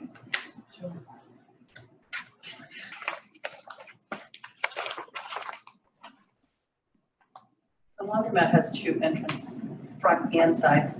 Hold until we have public comment opportunity. No more questions from the board?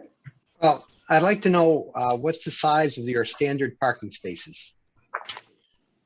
Standard parking spaces are 8.5 by 19 feet. Okay, good. And when you're doing your FAR calculation, what are you basing that on? Is that net, or because you came up with 1.6? Is that net or gross? Be our gross floor area divided by our lot. The gross floor area. It doesn't include the garage space. Yeah, sorry, net. I mean, yes, you're right. Does not include the garage. Net habitable space, no mechanical. All right, because you're supposed to be, the 2.8 is for gross floor area. We're still well under that metric. I don't, off the top of my head, I think gross, including the garage, is like a 2.6. Okay. And you said you were only 2 feet, but I thought you said you were 40. The documents have you at 49 feet high, which would be 4 feet. Yeah, so the 49 feet is at a 0 grade. Our average grade, I think, is a 2-foot differential across the site net. So the 49 is only in the front of the building, and that's that large parapet that you saw. So that 49 is truly 47 above the average grade. The rear of the building, once it kind of steps back beyond that trapezoidal front section, that goes down to 46 feet gross, which would actually be a 44-foot net, if I'm correct. Correct. So the only portion of height that would exceed the zoned requirement is the front section of the building, which again is just parapet. It's not actual building structure. It's also helping to screen the rooftop mechanicals and the elevator override. Yeah, but I mean, from any pedestrian angle anywhere near there, you probably don't need that full height to screen it, do you? You actually do get some pretty long views of the building. As you can imagine, as you're rolling down High Street, you'll have a very long view of the building. From the train station, you have a long view. And those long views, they pick up the mechanicals, et cetera. But you're right. I mean, I think if this was the point, of modification that we needed to make on the building, we would pursue it. Yeah, I don't know if I'm that offended by the height on that southern portion. It's called the green section, right? It's more sort of an intuitive overall density mass of this building, and the reason I was pointing to the northern units is because it's like an easy way to reduce the impact on those residences. No, and I agree entirely. It is a lovely looking building. I think it's a very large, lovely looking building. And the reality is that town meeting and the town is looking at these buildings going, why are they so large? There's actually not even an instructional motion. There is a article in the November warrant to put a hold on all 40R. Granted, it doesn't make, it wouldn't survive any legal challenges, but it does give us a sense of where the town is right now on these projects.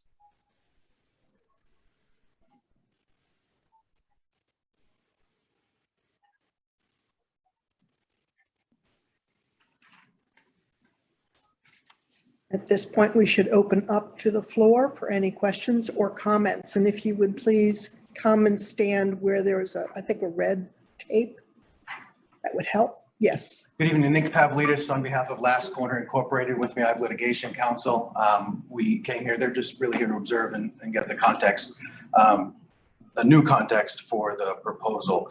I just wanted to remark on a couple of things that were brought up about the potential for retail and the ability to sip coffee while next to a window waiting for the train.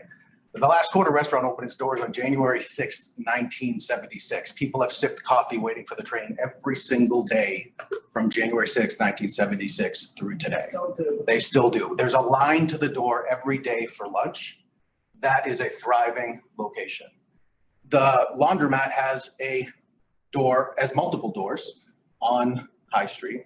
The Green Tomato ran a very successful business. Businesses have thrived in that location. They don't need 25 one-bedroom apartments and 12 two-bedroom apartments above there. One-bedroom and two-bedroom rentals, those aren't places where families are going to grow and thrive. It's going to be a transient building. We're not adding something to the town where it's going to bring more family. If anything, it's going to bring more people coming in and out, more of that city feel. The design, we can comment on the design, what it is, and from reducing the footprint, even subdividable, when you're going from 5 businesses to two businesses, the current space is also subdividable. You don't need to build an entire building above it to make that retail thrive. I understand people have their calculators, people have their desires, but we've had multiple businesses there for 40 plus years thriving. There's no need to do it. And it very soon will be subject to litigation because the context within which we're considering this is going to be irrelevant by the time the litigation is resolved. So it's premature at best. And for so many reasons that were discussed last time and continue this time, not to mention the legal issues that will come up, which I understand isn't the forum. This isn't the forum for. I respectfully submit that the application should be denied or at the very least continued. You're aware that there is a severe housing shortage in the Boston area. I am. Which is what has stimulated so much of this growth that we're now seeing. And it's especially true of anything that is in proximity to a train line and a bus line. We're, I don't want to say a target, but we are a very open town that permits this kind of structure. I mean, if it permitted this kind, we wouldn't have this application, but yes. But there's nothing that says that if one has been in business for a long time and I understand you're still litigating, it's nothing to say that they can't either find a space in this location or another location in town. There's a lease. That's a litigated point. But I'm saying that may be a system of getting that resolved is if they apply to be in that space. And so what happens during the time frame that is, again, that's a my litigated issue that's relative to your lease and relative to your working with the current tenants. Absolutely, but the rights are defined by the lease. So if anything, we would be adjusting those rights to accommodate this. And this is asking to build something that goes from 5 units, many of which have leases and extensions that they want to do. Absolutely. Well, I mean, we're having a conversation about the issue. I mean, you asked me about what presents it, and the answer is the issue. The answer is the lease prevents it. But secondary to that, we're going from something that has thrived for a while, and we're reducing it and adding people who, yes, there's a housing shortage, but are those the types of units that Reading, Massachusetts wants to be attracting? So hold on a second there. I'm a little offended by that. Are you saying that we shouldn't have any rentals in town at all because those kind of people shouldn't be allowed in town? Everyone has to be a homeowner? Absolutely not. Well, that's the way I took that. No, I was cares mentioning what you that think? of the units from I'm one already bedroom annoyed. to another I'm in this are meeting going to be every time. aren't going to be long-term things. So the people who were here long-term need to be considered as well. Okay, so what's long-term? So only people who can live here for more than 20 years are allowed to No. live here. That's not what I said. I said that people who were here long-term need to be considered as well, in addition to. So I'm here representing one of those people who do have a lease, and I believe that we also need to have our voice because we've only been referred to as the existing use before pictures in the presentation. That's all I was suggesting is that we also need to have our voices heard. Understand and Well, I didn't mean to offend Mr. Safina, and I just wanted to make clear that I wasn't saying to the exclusion of, I was saying in addition to. you need to work with council. Absolutely. The tenants need to work with council to resolve their issues that are over and above what this board refers to. We refer to what comes in front of us, the engineers, the lawyers, and they're the ones who presents this. If you have litigation that needs to be resolved, do that outside of this board, please. Absolutely. And the only reason I brought back up that, because you asked me the question, what prevents it? And that's when I responded. But I was here mentioning that the existing use is successful and that we don't need to build a new building to make that corner successful. In fact, I disagree with that. What's driving this is. It's sort of irrelevant. I understand what because the property owner wants to build a different building, and so we have to look at what they're proposing. So whether it's whether you think that the existing businesses thrive or they don't thrive, or whether they do thrive or it's sort of it's. I understand. I brought it up because of what was brought in the presentation. It was said that this retail needs to thrive, and I was bringing it up in the context of the prepresentation. I have several issues that I did not bring up because it wasn't within the context of the presentation. Which I think we're in agreement is that this location is a location where there should be thriving commercial businesses. So, absolutely, and that's what that's why litigation counsel's not speaking. I'm here representing the tenants and want to make sure that our voices are heard on behalf of the existing use of the business of the building. And that's what we're hoping to continue to see is a space for thriving businesses. Absolutely. Okay, ma'am, you had a question or a comment. Please come up, announce who you are. I own Last Please come up here. I'm Valerie Pedley, and I own Last Corner. The way he talked about how there's no frontage, come by and have a cup of coffee at our restaurant. We've been there 45 years and we have all the frontage on High Street. We may not be fancy pants, but we're good. And we have a lease and we're not going down, period. Yes, Mr. Latham. Good evening. Just to reset and clear the air, there is a time and there is a place. This is neither the time nor the place. They've referenced litigation counsel many times. There's a reason for that. It's attempting to chill the room. I would simply like to redirect the conversation to the actual presentation tonight. I will reiterate, my client is not going to violate any legal obligations that they have to existing tenants. If this does go to some other venue, he is prepared to deal with it in that venue. As of today, it deals with property rights, ownership rights, and it will continue in that venue. Thank you very much. Appreciate it. I have something quick to say. Peggy here, also with the Last Corner. I just have a question. Sure, please come all the way up. So we're supposed to sit here, all of these people, and listen to untruths about where doors are located on streets. Business fronts are located on streets and not say anything? I mean, maybe he just spoke about where business frontage is, but he owns the building. He should know where the frontage is. I'll say, So if I can. We're not supposed to say anything? You can say something, but really, it's for us, it's sort of irrelevant where right, because what we're doing is we're looking at the proposed new building. So I totally where get it. where the existing, He can build it, that's fine. where it works. I think what was being expressed at the time, when you're talking about where the different buildings, where the entrances were, more about, how the building functions right now.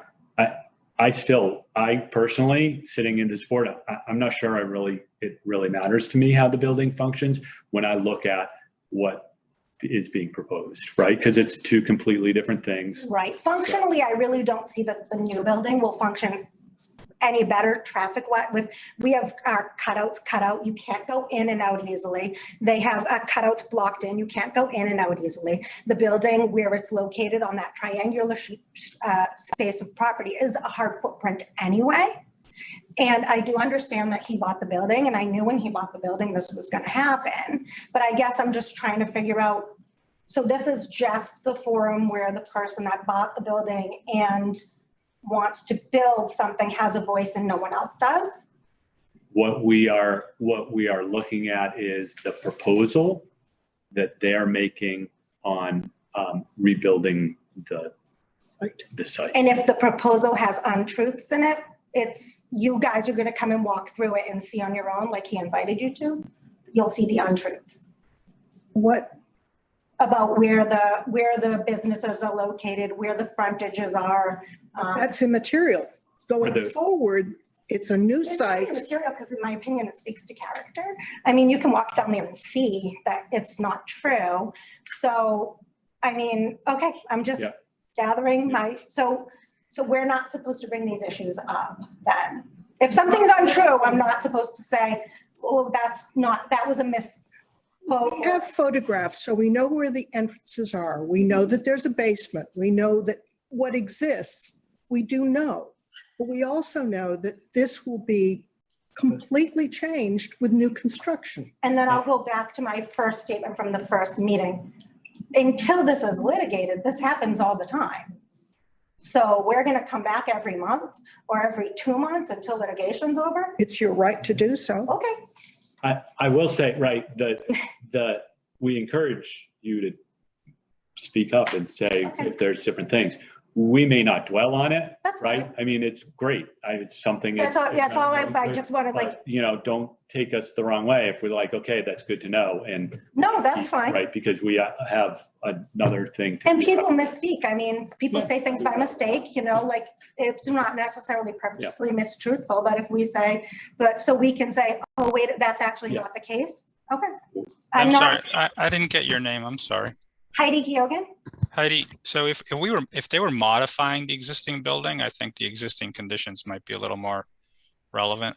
I see your point. So if they were adding to this building, or if somebody across the street were proposing a different traffic pattern to their building, then the existing condition, the accuracy of that would be very important. But if you raise this site and then put in something completely new, then it's not as important. And I think that's what John was getting at. Right. No, thank you. I don't do this all the time, so. No, we appreciate it. I'm just questioning on what we're supposed to be doing and how, okay. You bring up all the points, you need to bring up, and we will guide you through the process. Thank you. But I do have a question. Please, Tony. Can we get a breakdown of the current retail space for the top floor and the basement, as opposed to one number? We have 1,000 square. You have it's, I think you have the breakdown by floor in total. Would you like it by individual tenant? Yes. Yes, please. We have 1,000 square feet in our restaurant. We can get that. How much do you have? Yeah, we'll get that from the landowner. Right. The owner, so. Town website right now. He doesn't speak the truth. It's over 6,000 square feet of the first floor. We'll get it from the owner. And the basement, it's the same, over 6,000 and 6,000. And another thing I want to say. Please, if you are addressing the board, please come up and give us your name. My name is Paul Pavlidis. I'm the owner of the last corner. The BLT is a business zone. 100 years ago, they make the business zone and the residential. They kick all the business from the residential slowly out, and the business people, now they have a little space to play on. You're not gonna see too many if they started building it on all around and moving to downtown with only 2 stores. So the only places they're gonna be only like a types McDonald's or the big companies, they have a big lots and they put a big stores. I don't want to name other names, but I want to give you McDonald's just because that's how they're working. And all the little people, they're never going to have a choice to be honest or to do something. They only have to be working for somebody else. So if you cut it down the businesses the way he wants so he can make easy money from the floors, I'm sorry I talk that way, I know, but my feelings is different than his feelings. You know what I mean? If you take that zone, the business zone and the parking lot, and then you put all the big building, okay? And you have only parking for one person every apartment, all right? And no parking for the businesses. How the businesses they're gonna do business? Well, that's something So now to address with zoning, and so that's you have to have a parking inside. I know I'm there 46 years, and without the parking lot, I would never survive. Particularly the time everybody used to park across the street, and it's coming back. Everybody's going to park there. So the building, the way he's building, without least underneath basement parking garage and parking for the retail stores, it's going to be a disaster not just for us, not just for the business for us, Sir, for the area. Sir, Yeah. we have addressed this with a number of other 40R Yeah. locations. Yeah. And we've said you need to provide parking, Yeah. at least for a manager of a business, at least for the store owner.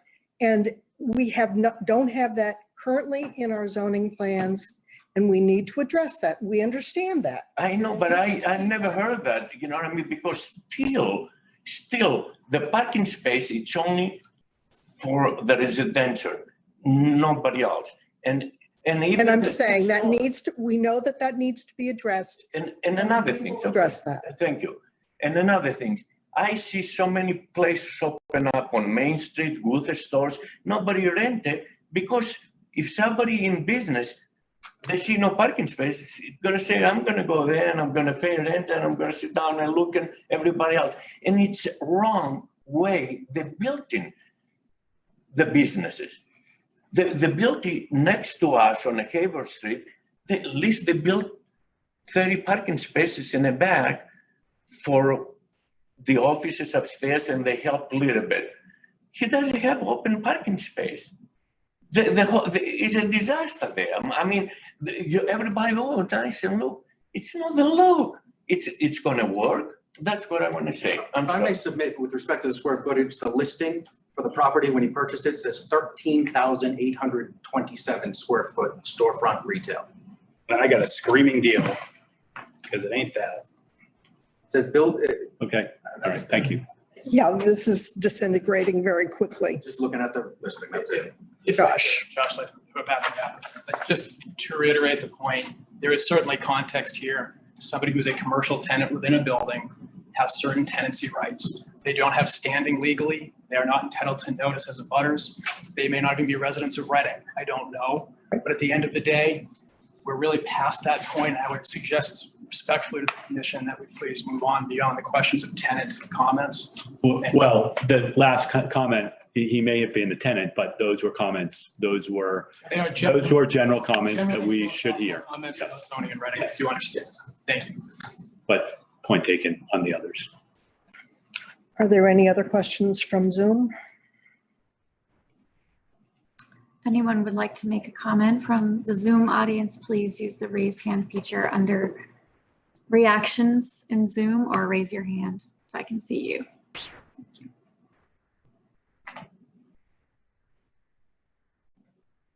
None?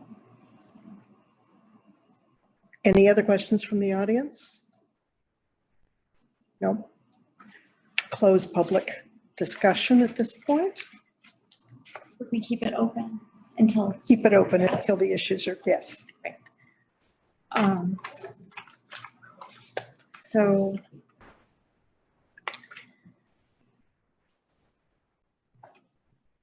there are other changes to the design we wanted to have them come back for, or are we ready to vote on this project? No.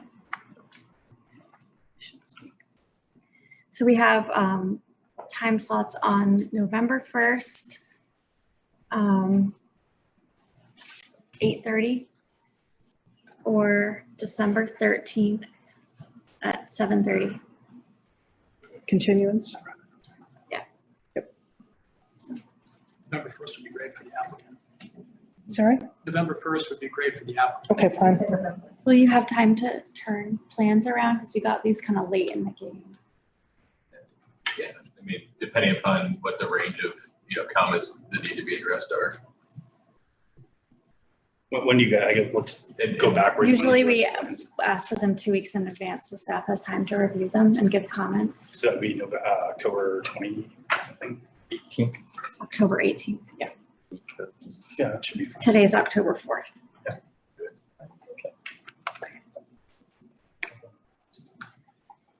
So do we have a motion to continue? I'll move to continue the public hearing for the 40R plan review for 616 Chute Street to November 1st. And Julie, I didn't quite catch what time? 8:30. To 8:30. Thanks. Second, Okay, and can we have a roll call? John? Yes. Pam, yes. Nick? Yes. Tony? yes. Heather? Yes. Okay. Thank you very much. Thank you. Thank you very much. Appreciate your patience. Oh, sure. Yeah, for all. Where Thank you is all the for apple juice? the quick update. Sure. Yes. Well done. Nice to Trying my meet you. best. Have a big future. You need a license permit for these things. Too. I think it's a vast improvement. So So It looks like it belongs. Yeah, it does. I like this. I also It's not such a big mess, broken it up nicely. But like, how it- right. it's that, and it's like. Yep, Hard. good job. so hard. Yeah. Okay, the next item is 103 Sanborn Lane. Do we have parties here? We have, We can give it A one butters. second. Yeah. we were 'cause- wondering, like, where's our applicant? Hey, What Sanborn. time was that for? 9:30? Uh, Before there 9:30, they are. yeah. Oh, all right. Thought there were, yeah. Oh, there you are. Hey, What's going on? Hello, how are you? Good, how are you? Good.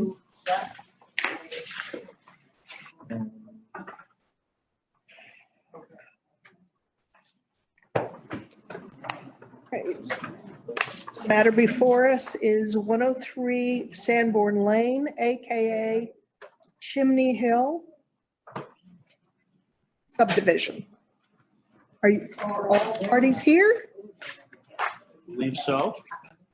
Want that door open or closed? It doesn't matter. Open It's fine.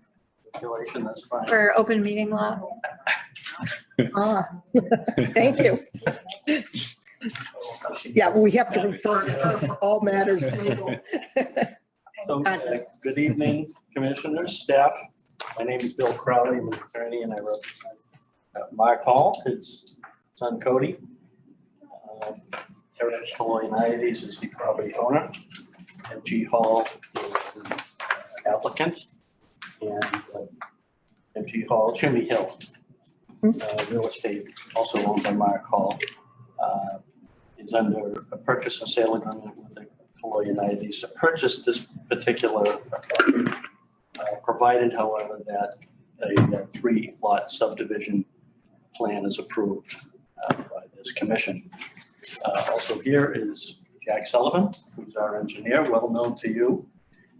So the last time we were here, which was 2 months ago, I think, 6 weeks ago perhaps, we kind of gave an overview of what this proposal was all about, but we kind of hit an immediate stumbling block in that the plan originally submitted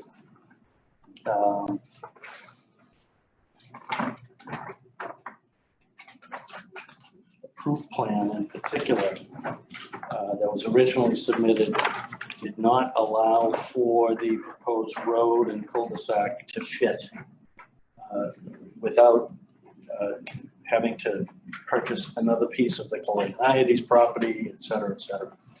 So Jack went back to the drawing board.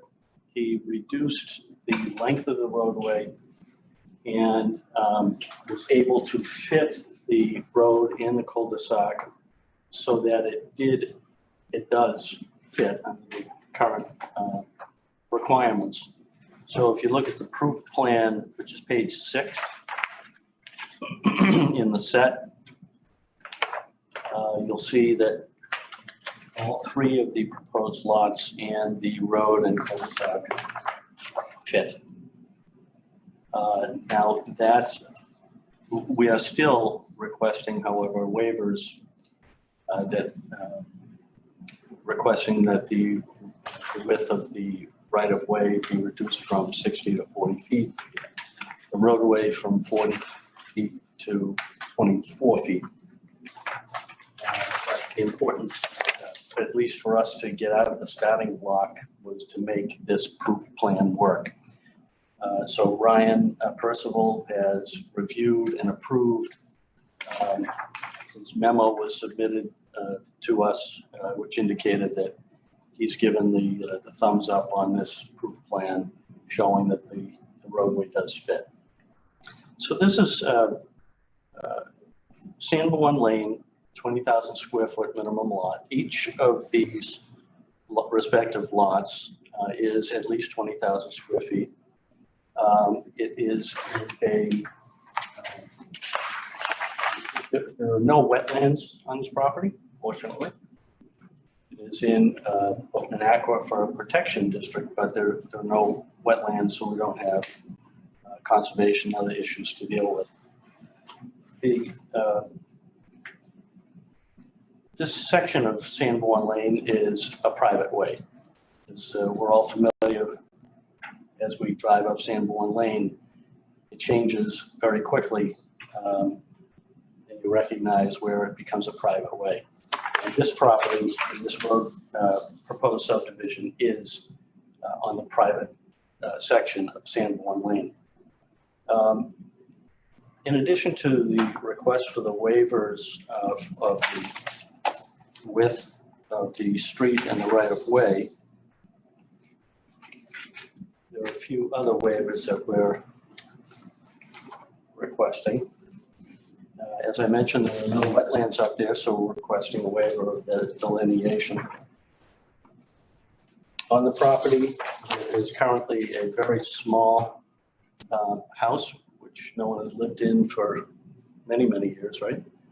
And a shed. Those will be taken down. So what we're requesting is a conversion, if you will, from a single to 3 lots. So given that, there's small impact traffic-wise in that area, so we're requesting a waiver of the traffic study. Similarly, with such limited work being done up there, we're requesting a waiver of the environmental impact study. The proposal is to have, instead of tall street lights, poles and street lights, make it more subtle and have, are you going to use granite? Is that granite post with really nice lighting on each post in front of each of the sense. You're not going to have high lights spread across into the rest of the neighborhood. It's subtle, but certainly well lit for safety purposes. We're also requesting a waiver that an island be created in the cul-de-sac. It's been my experience that fire department and DPW really have difficulty navigating. They prefer not to have those. Lastly, we're asking for a waiver of sidewalks on both sides. Since we're reducing the width of the roadway, it makes sense with such a small subdivision to have a sidewalk just on one side and come down. And there are a lot of reasons. You've probably heard them many times in your experience here, but especially with global warming, less pavement is better. It's better for the environment. Blacktop holds the heat. It's better for runoff. And it frankly would look better in that neighborhood. There are a couple of points that I wanted to raise in the proposed decision. One of which is on page 5, prior to plan endorsement, paragraph number 5, owner of record. The applicant shall become the owner of the record of the subject land to be subdivided and shall provide acceptable documentation of such to the community development director prior to plan endorsement. I would ask that be taken out. I mean, we're trying to move this along quickly. We can't, Mark can't get his bank to give him approval until we know that the plans are going to be approved. And if he closes, and then we have to wait and come back another couple of weeks or a month or however long later to get the plans, which we hope will be approved soon by this board, but actually enforced. So I'd ask that condition be removed.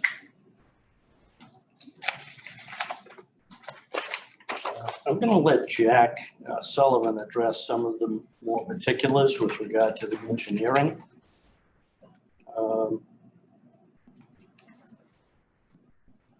The length of the roadway, there were a few things that you and I talked about. Yep. So do you want to take over now, Jack? Sure. Thank you. Thank you. Thank you. For the record, my name's Jack Sullivan. I'm owner of the Sullivan Engineering Group. Just to follow up quickly on what Bill was stating, when I was reading through the draft decision, there were 2 items I saw that would need to be edited. The length of the private way, you had as 390 feet. It's actually 375 feet. And that's under findings number 2. Thank you.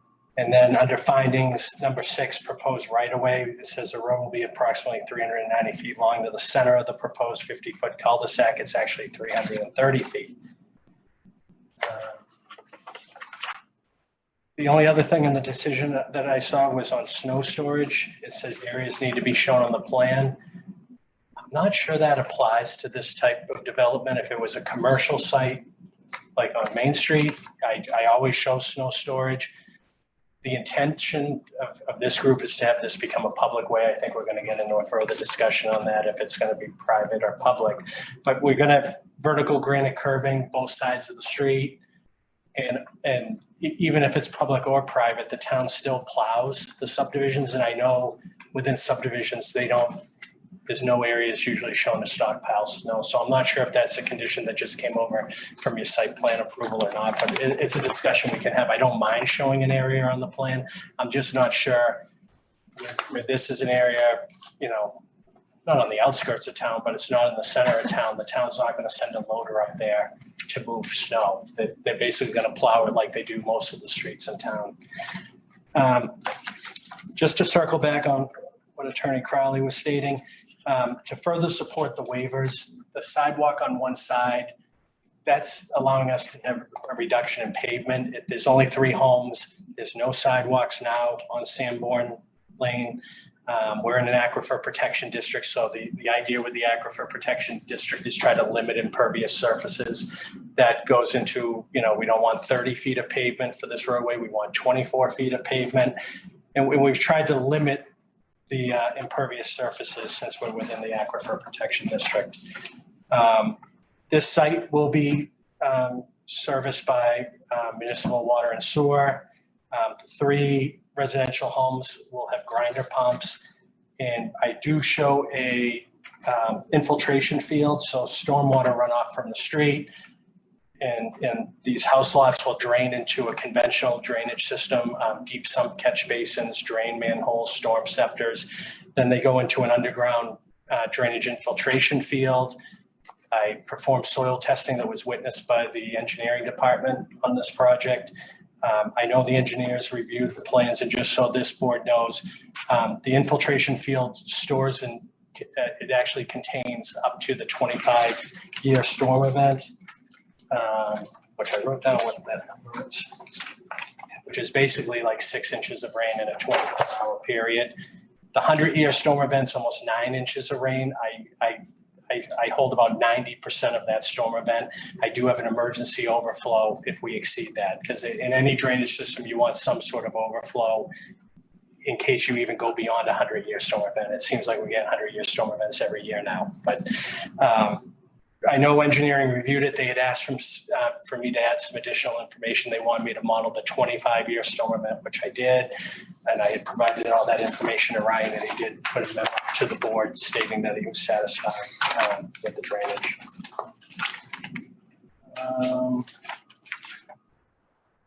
And just to echo the proof plan, I was able to limit the length of the roadway. I was able to, without having to go to any of the abutting properties, I was able to do it with just this locust property itself and get 3 conventional lots, 20,000 square feet. So we're basically showing without any sort of waivers, we could develop a 60-foot right of way, a 60-foot radius, and get 3 conforming lots. We feel in this area, it makes much more sense to limit it to a 40-foot wide right of way. So I think that helps support our request. I'll turn it over to the board for any questions or staff might have. Thank you. Was there any conveyance of property from the existing lots? So you've done that without having to convey any property over? I looked at the deeds, and there's no change in the deeds. That's correct. So when we came before you the first time, I was showing on, originally we had shown a strip. Here's number 105. Right. And we had shown an area here that would have to be conveyed to the development. Correct. That's where we hit a roadblock right away. The CPDC said, well, you need to be able to, you need to have to do an A&R plan, put that out before we even entertain the subdivision. And that's like Attorney Crowley said, I went back to the drawing board and I said, okay, let's see if I can play games, limit the road length, change some of the lot configurations and get it to work that way without having to go through the A&R process. So we were able to do that. Okay, I don't have it in front of me. All of the water conveyance, there seemed to be some sort of a triangular piece that went from lot 3 out into another piece of property. That's it. Are you know what that is? Yep, I think you're probably talking here, the drain easement. Right here? No, it went off to the right. And there was a triangular I looked at it, but I don't have it with me. Didn't print that out. Well, that plan's rotated, so maybe you're just looking in. No, there's another. This is just a different angle, but the only proposed easement we have on this project is right here. This is a drain easement, so that when I talked about the drain manholes and piping network, the drain manhole that goes between lot 1 and 2 to a storm scepter, and it goes to a drainage infiltration field, and we created an easement for that drainage infrastructure. Okay. That doesn't go off into any neighbor's property. No. That's all within the site. It's all within the site. And I saw something else that was 2 underscore something UP. What's that? Does that have to do with manhole covers? I don't have that again. That's not in front of me. It's in front of the water treatment hydration system. Was it on one of the plans, Pam? Yeah, Done. but not on what I've got here. Watershed. Well, those plans should be what? It's not here. Is it like a I just needed. Stormwater What that was. Part of the Part of drainage. It is the stormwater. Oh. Part of- See the triangular piece? That's off your property, right? That's what I was referring to. Oh, this piece. Yes. Oh, okay. I can explain that. When I do a drainage study, I have to find a high point, how water flows, okay? So water is moving, there's a high point here, you're coming up a hill, here's the high point of the hill. So I have to be able to account for any water moving through my development. Okay. And I do an analysis on the existing. So this is the existing drainage area. It comes off-site. I'm not proposing any work off-site, but I need to account for water coming through because that's actually how I size my system. I actually have to deal with stormwater coming from abutting properties. Okay. If I don't, let's just say I just took my lot and I sized the pipes and I said, okay, 12-inch pipes is sufficient, and I didn't account for this area, then the pipes would surcharge on my property. So I actually have to, I do a full analysis of the neighborhood. I find various high points, how water flows, and I come up with a catchment area. And that's how I generate my whole drainage system. Okay, you see the circle that's in the inside? What is that symbol? That symbol, so these are subcatchments. It's one S for post-development, 1S. So this, and then you have 2S. So there's different subcatchment areas that flow to different areas, and Right. they all, It wasn't on the legend, so that's why I asked what it is. This is more a drainage analysis than anything else. It's not really to do with the site plan itself, but this was one of the plans I submitted to the town engineer with the 100+ drain page drainage. Right. That's where I saw it. Okay. Any other questions from the board? Yeah, I have a question. Jack, on lot 2 in that upper left-hand corner there, I'm trying to understand the water flow because those grades are moving towards 11 o'clock onto the property at on Thomas Street, I think it is, or whatever that is. It's not that one, it's the one above it. Yeah, number 23, right? So when I look at these grades, I see them sloping towards the residence, which is fairly close to that corner. I think it's probably the closest one. Yeah. I'm trying to understand what the water's doing there. Right, so it flows that way down, Nick. And what I did is out of this infiltration field, I have an emergency overflow. It's called a pop-up emitter. If water gets to a certain elevation, it'll pop up and then it just runs over the grass. But as I stated in my introduction, I cover this whole field will contain the 25-year storm event, which is a 6-inch storm. And only when we get to about 8.5 inches of rain in a 24-hour period would that pop-up emitter even come up. And if can you go to sheet 1 for 1 minute, Andrew? A cover sheet. And the town engineer and I talked about this. You're always concerned where you put a drainage structure because you don't want to affect any of the abutting properties. And typically when you design drainage, you're supposed to be at least 10 feet off a foundation, 10 feet off a property line. This is a subject property here. You can see the closest home is this home.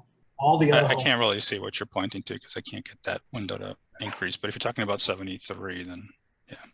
I'm talking about, I think it's 23. 23, sorry. Yeah, 23. It's the closest home, but they're probably 50 feet away from the drainage system, so there'll be no impact to them. And well, not from the impact, but I mean, the water is flowing directly towards them and we haven't stopped it from doing that. That's when I look at the grades. Right, that's the way it goes now though, Nick. I didn't. Are we supposed to make it better?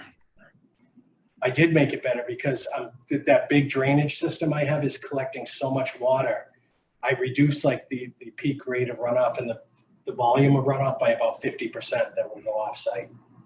Okay. All right, then I guess I have this is more of a general question on how these things are calculated. So right now, this area is pretty heavily wooded. And I'm wondering how the software accounts for removing all of that tree cover. How does that change the flow? How does that change the rate of absorption and all of that? Does that even play into it? It does. So when you're doing drainage, you look at your catchment areas and then you look at your soil types, and then you look at whatever the land use is. So the existing condition, you're correct. We have a small house, a shed, and the rest of it's woods. So that when I model my existing conditions, my pre-development flow, there's certain runoff numbers you use for soil types in a wooded area. So I put that all into the computer. It generates what my flow rates are. And then when I go into the developed state of the subdivision, now we have houses, roadways, sidewalk, curbing, walkways, grass, and we still have some wooded areas. All those numbers have different runoff coefficients. So like pavement it goes from 0 to 100. 0 means water just flows right through like a fire hose. 100 means nothing flows through. So with pavement, it's assigned a runoff value of 98 because you get some evaporation, there's some cracks in the pavement, you don't get the full 100.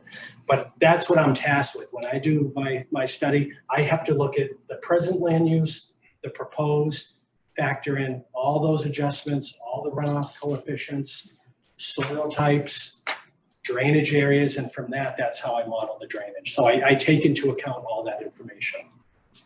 So when we say we've improved it, or you're capturing a percentage of it, it's a percentage of the,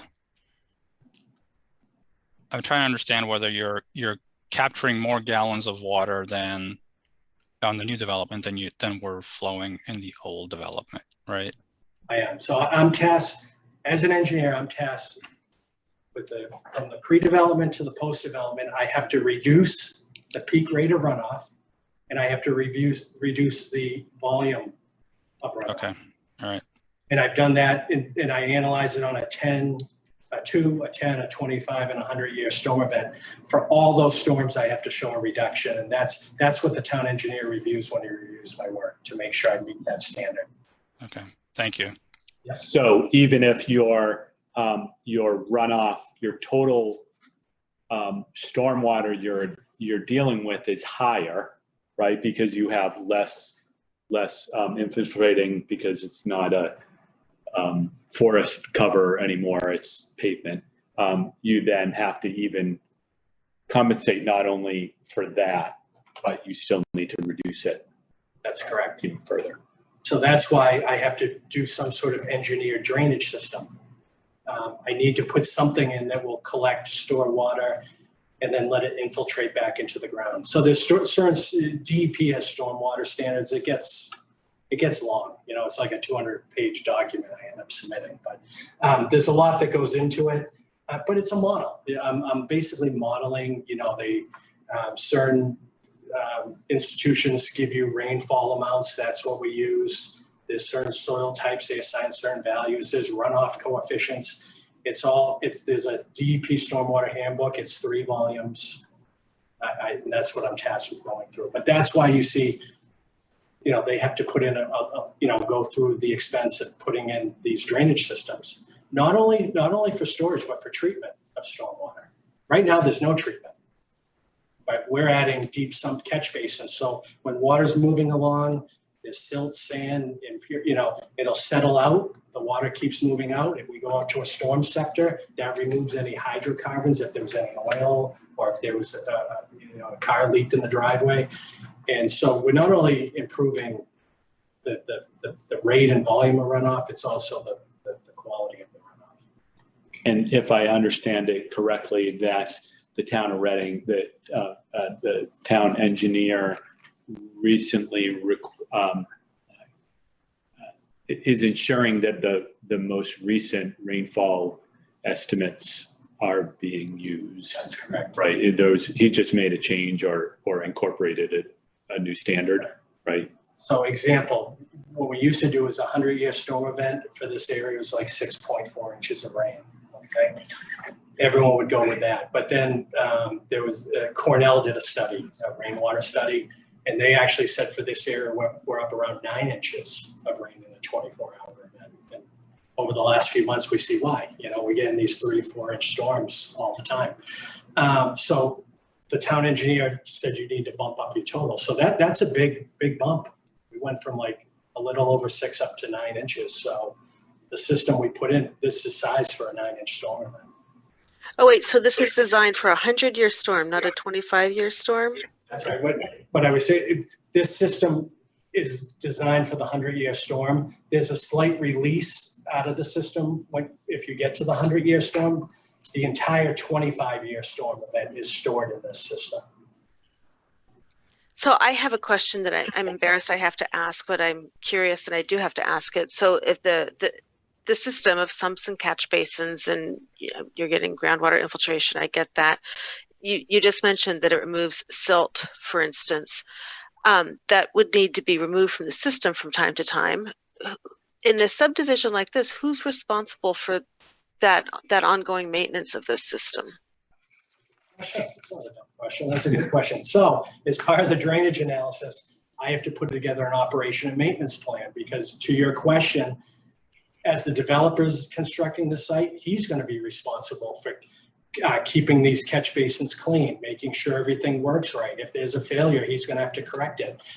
At the time, if this becomes a public way, it gets turned over to the town. They maintain it. They go out and they have a program where they clean catch basins because these catch basins have a 4-foot sump and sand will build up over time. So you have to go in and maintain them. So I have an operation maintenance plan that I provide to the town engineer and that he has to review to make sure that the developers, while it's being constructed, takes care of the system. And then when the developer's out of here and it's the homeowners or the town owns it, someone else has to maintain it. So now these systems, the town engineer is really reviewing to make sure someone's is a responsible party to maintain these things. Thanks. There was an image that you showed all the trees. I think that's on page 3 of 8 of the plan. Yep. Are those accurate? And will those be all removed? And what do you propose doing to replace any of them? I'm a big tree hugger, sorry. Okay. We are doing some street trees. I think we're showing 13 street trees to go in. Most of the trees will be removed. I didn't do any sort of plan showing what trees would be saved. I think, specifically along the site entrance, it would be nice, and the homeowner at 105 is here too. He'd probably like to have some trees between him and the development, and there's the ability to save some of those trees. There's nothing going in this area. We could take a look at the health of the trees and see if they're worth saving. I'm not grading into that area, but You have some abutters from the is it Thomas? Yes. Yes. Yeah. And do you propose keeping a buffer between your properties and those? I think the developer would like to save as many trees as he can. I didn't do any sort of plan showing what trees would be saved, but I did, as you noted, this plan shows an inventory of all trees 6 inches or larger on the subject property. And this weird looking, these are pine trees, and the other trees are hardwood trees. We could do a plan showing, what's to be saved. It might involve a site walk with town staff to see what trees look good and I would want to stay. We have the ability to save some trees.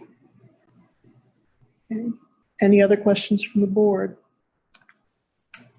Simple one. I assume that your recharges take into account the new roadway along with the impervious for the lots themselves, since it's in the aquifer district, protection district.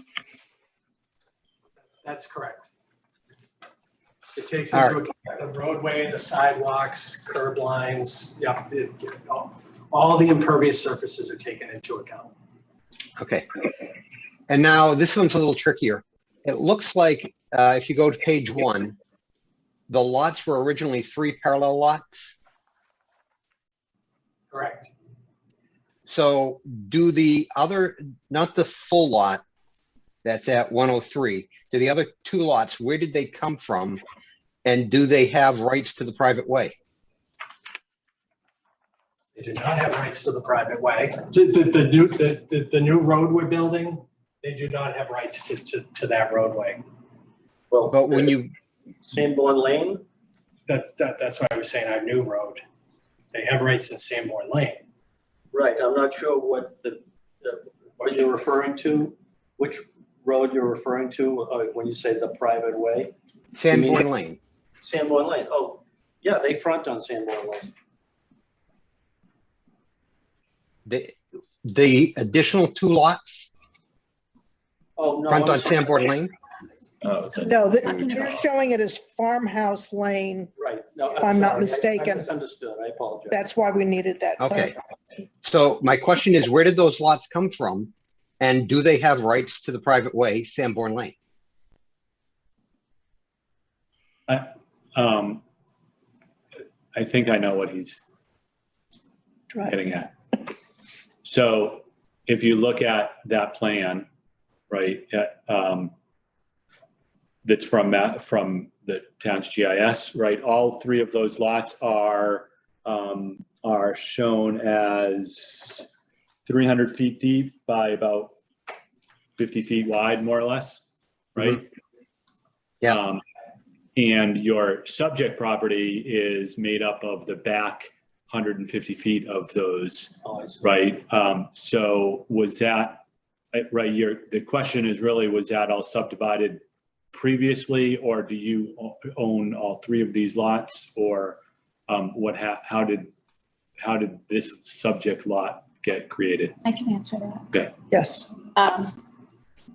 It's in your decision on page 2, finding number 1. On August 10th, 2020, you endorsed a not required plan that created this new lot configuration. Does that answer your question? We did? Yes. So the lots were part of the other lots, which did front on Sanborn Lane, which means that the rights to the private way, Sanborn Lane, would transfer with that subdivision. Yes. When you did the A&R. Yes. Yeah. Okay.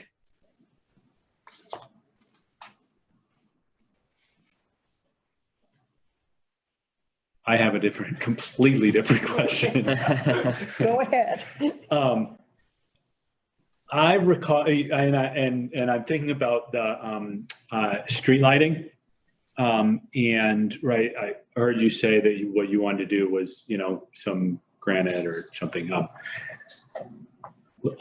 I recall another, I think it was a 3-lot subdivision in town recently, although it might have been 4 lots, and I don't recall how long the street was, but I do also recall that there was a desire to have a single street light at the end of the cul-de-sac. And I think that came from the town engineer, a request. From Grandview Road, maybe? What's that? Are you thinking of the Grandview? Grandview. But I think the one off of Beacon area. Howland? No. Oh. Howard. Okay. Howard Street. That was a 6 lot. Yeah. It was 6 lots, and it was They were longer, right? I think there is infrastructure put in Grandview Road as well to accommodate, because we've had some requests from people after the fact for streetlights to be added to cul-de-sacs or turned on if they were turned off. Like 30 years ago, there was like a movement in town to like turn off a lot of streetlights, and a bunch were shut off. And we've had requests recently for some of them to be turned back on. So I think there's a desire from DPW to have the infrastructure put in to have, at least one on the cul-de-sac bulb.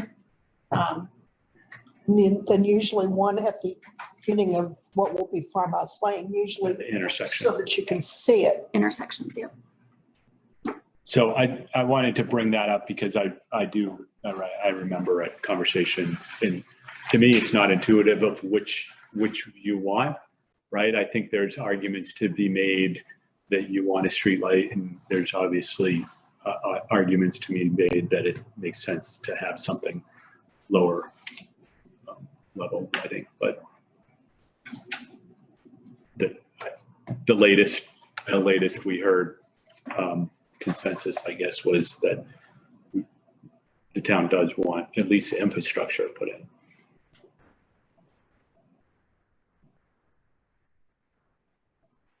What's your thoughts, Phil? Or The question is, do you want to put in street light, a tall pole? And I think that's a question that the neighbors might want to contribute to.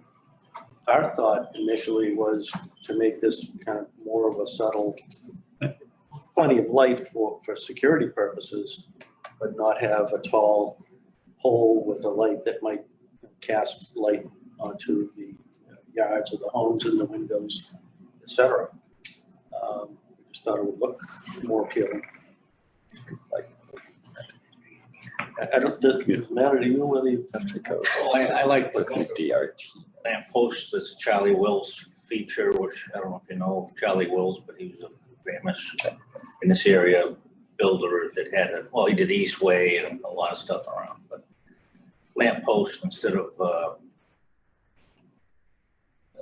tall gooseneck, basketball hoop lights, you know, the good basketball game up, you know, up high, but I don't think it looks as good. I'm trying to get that more warm feeling, and that's what I kind of, the name of the street, Farmhouse Lane, is kind of like that. You wouldn't see a lamppost on something like that. More of a private area, you know. I think they're right. If there's a public safety concern that's come up. We can check with the DF and see what the consensus is there. The other thing is if this is proposed to become a public way, then the town, which I think from our discussion earlier, it was, right? When the town would adopt it. So they might, DPW and public safety might want the light. Andrew, if you go to sheet 3 for a minute, this might help us.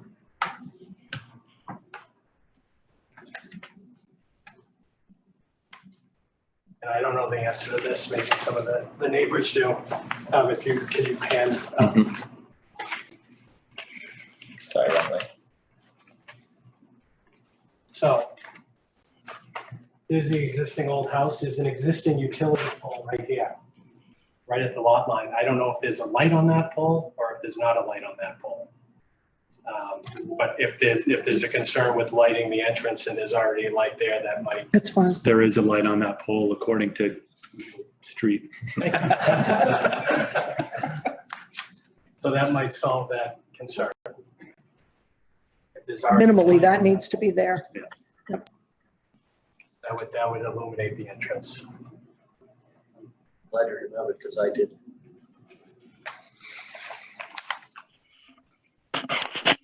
Are there any more questions from the board? Or comments or concerns? I have one thing. Please. So we do need a stormwater permit application. I need to do that. Yeah. So this is going to be the first time that the Cpdc has jurisdiction over the stormwater permit process, because this is a proposal that's disturbing more than an acre of land that doesn't also have to go to conservation. So we just need to get that. I need to get that in. That's on me. I've been crazy busy. I did talk to the town engineer. I did review, and like Julie said, it's the first one. It usually goes to conservation. We have no wetlands. We're disturbing more than an acre. A lot of the information I show on the plan is what he's looking for, but I need to get that in, which I will do. I wanted to have it in before this meeting, but it didn't happen. Right. So, and just to clarify for everyone that the review process is the same. The town engineer does the review. We just do the administrative piece of making sure that all the information is provided, and then you guys can talk about it. There's some certain parameters in the regulations, and you can talk to Jack about it in a public hearing format. So, and then CPDC ends up issuing the actual permit documentation. Right, and we have a number of waivers to discuss as well.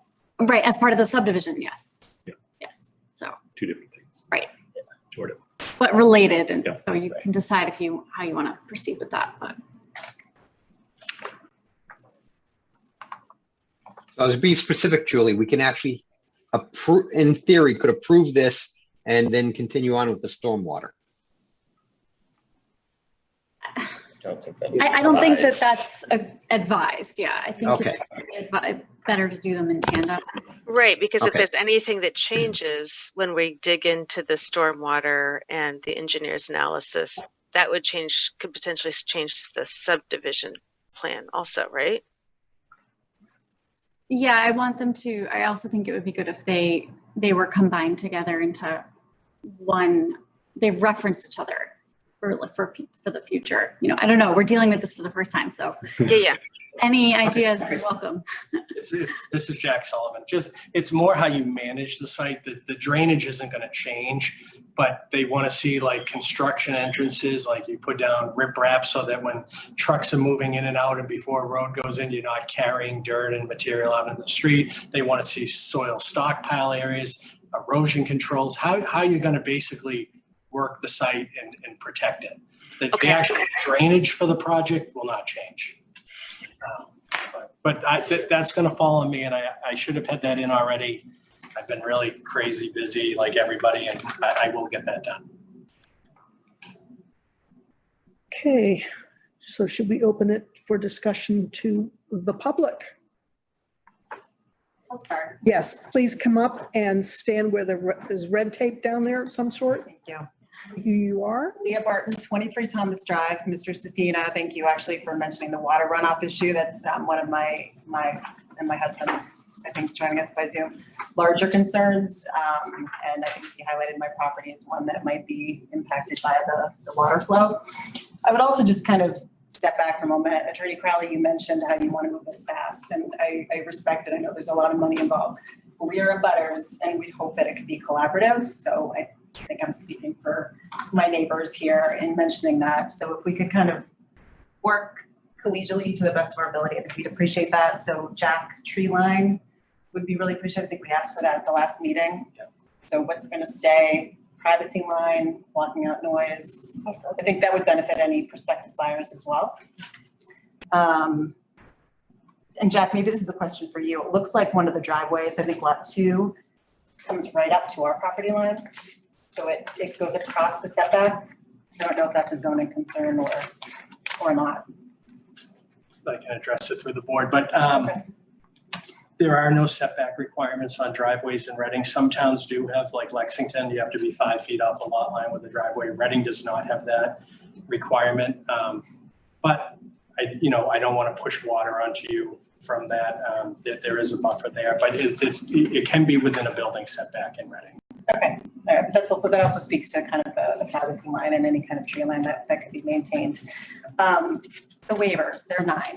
I don't know how standard that is with a development of this size, but it feels like an effort to fast track, which again, I understand, but traffic studies, things like that. I don't know, what's the process? So I'll take that. So it's actually common for us in Reading to have a lot of waivers on subdivisions. And the reason why is because the subdivision rules were put in place in, I don't know, call it the 60s or the 70s, something like that, when development was quite a bit different than it was today. Wide streets, the things that we generally give waivers and actually encourage waivers is things like 60-foot wide streets. No one wants 60-foot wide streets anymore.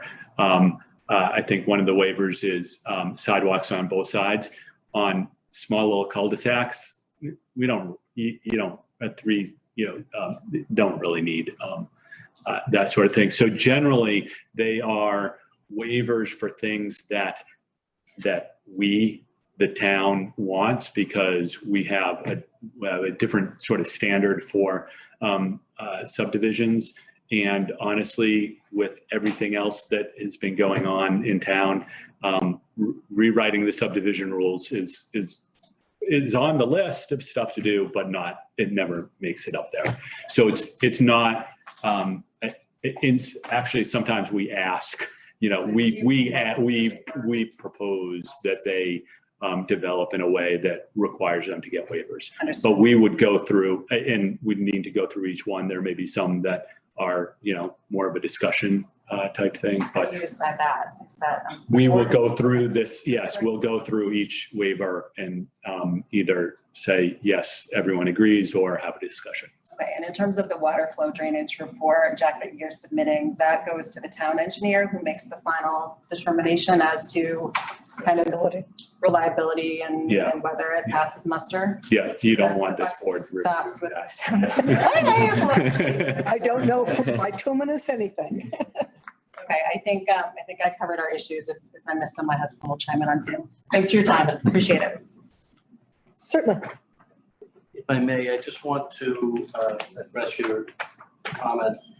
I didn't mean in any way, shape, or form to suggest that we're trying to, ram this thing through.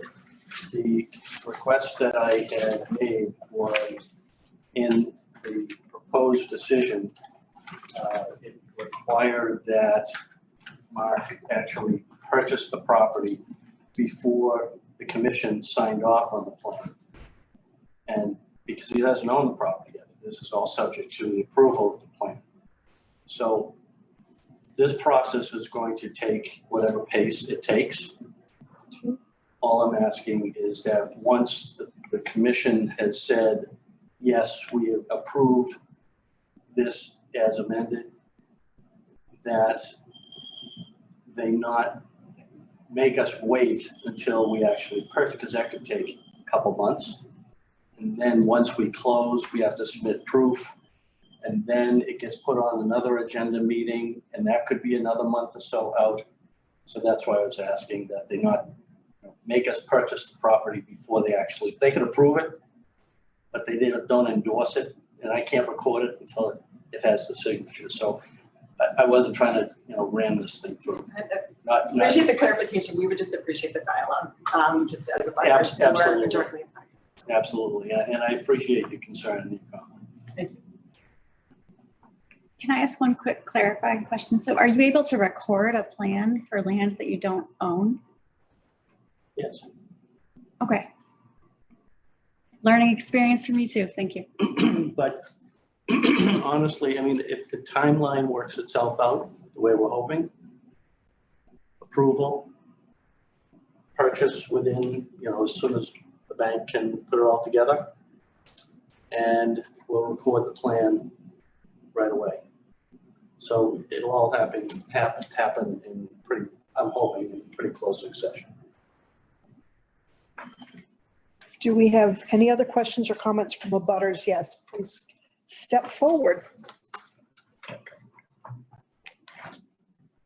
And you are? Myself, Kathy Stone. I live on Lila Lane. So just confirming one of the things that my other. Please address your questions to the To you. board. Yes. On the trees, wooded area, there is no plan right now on what would stay and what would go. And what is the process for that? My next question is, I understand that you're using a model that you put all your information in that calculates how to do that catch basin. Yes. And then after the properties are sold, it becomes the town's responsibility to manage that if there's any issues. That's a question. I think he said that.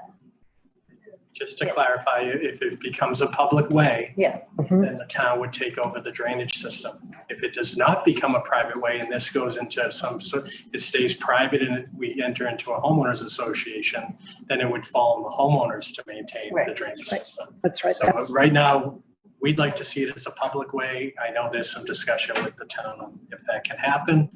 So those are the two options out there. Someone has to maintain it. If it is the town's responsibility, then my question is, are there other catch basins like this in the town, and where are they? All over the place.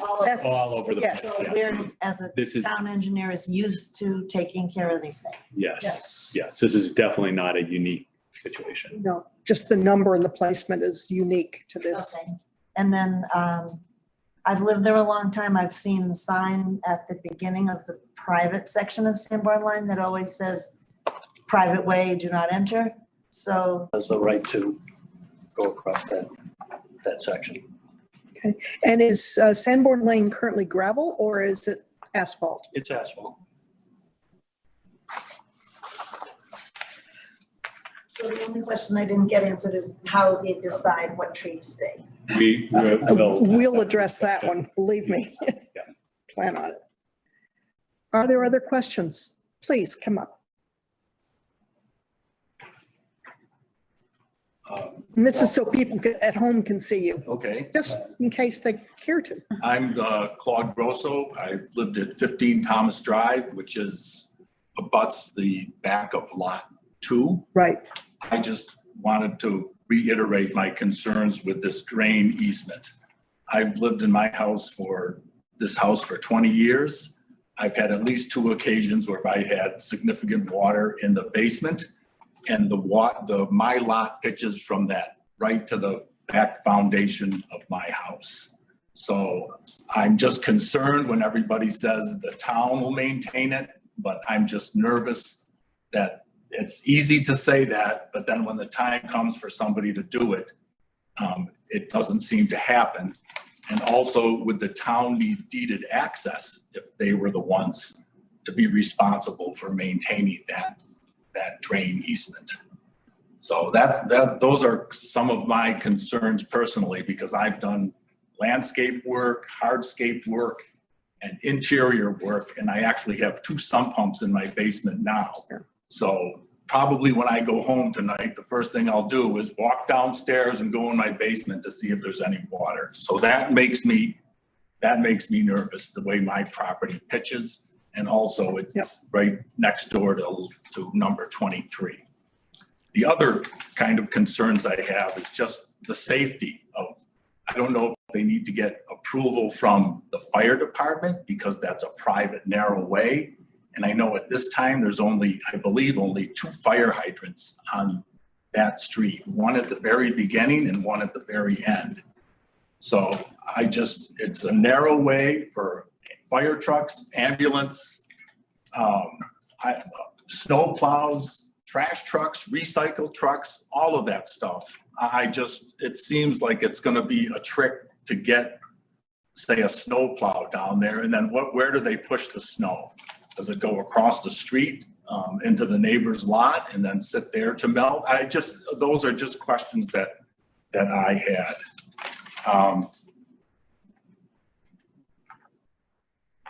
Again, the safety is I guess the big issue that I have. And then again, personally, it's just the drainage into my lot, because it seems like there's a very high water table in that area of town.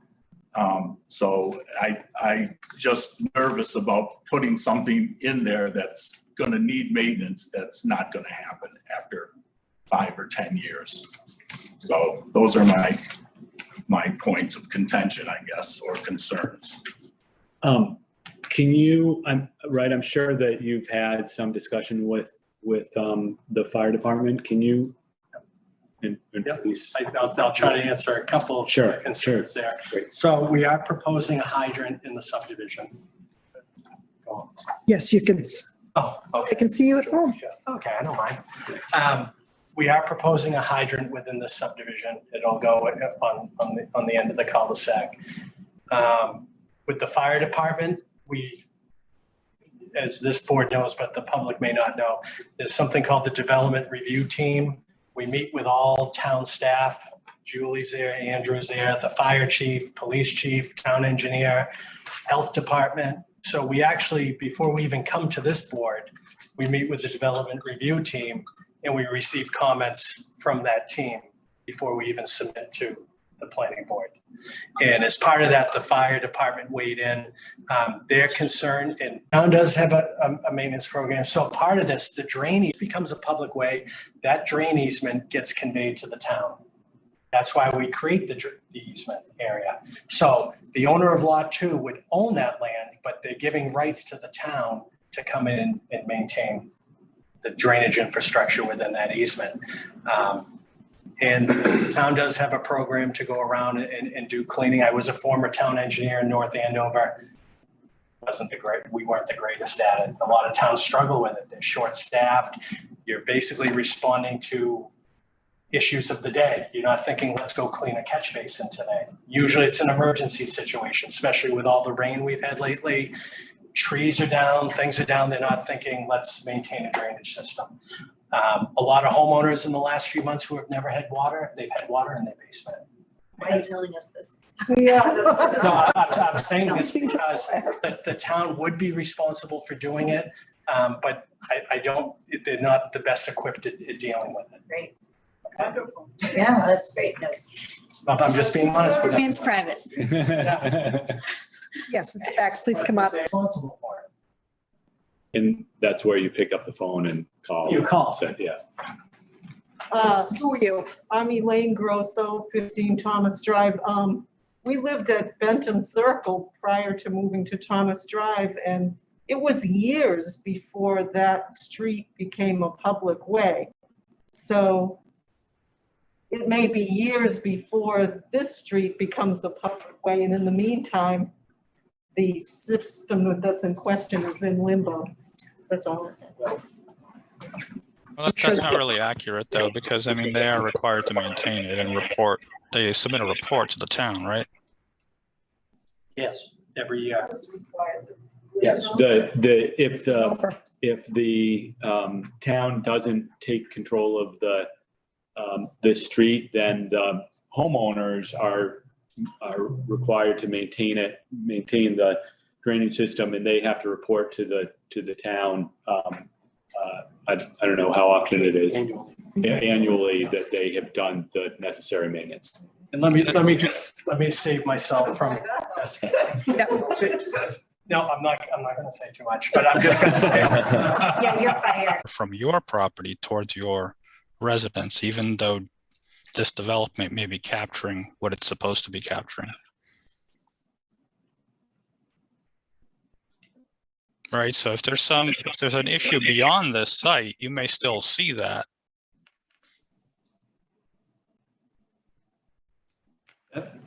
Yeah, what you're saying is correct, Nick. The way the water flows now is the way it's gonna continue to flow. The gentleman who said he's had some water in his basement and he has the 2 sump pumps. We're reducing the amount of water heading towards him, but could he still have issues? He could be. We're not gonna make it worse. Right. That's all we're saying. As far as you know. Based on, yeah, as far as we know on the models, yeah. Are there more questions? Yes, please. Does the model you use take into account that the homes on the other sides of the property lines are going downhill? Required.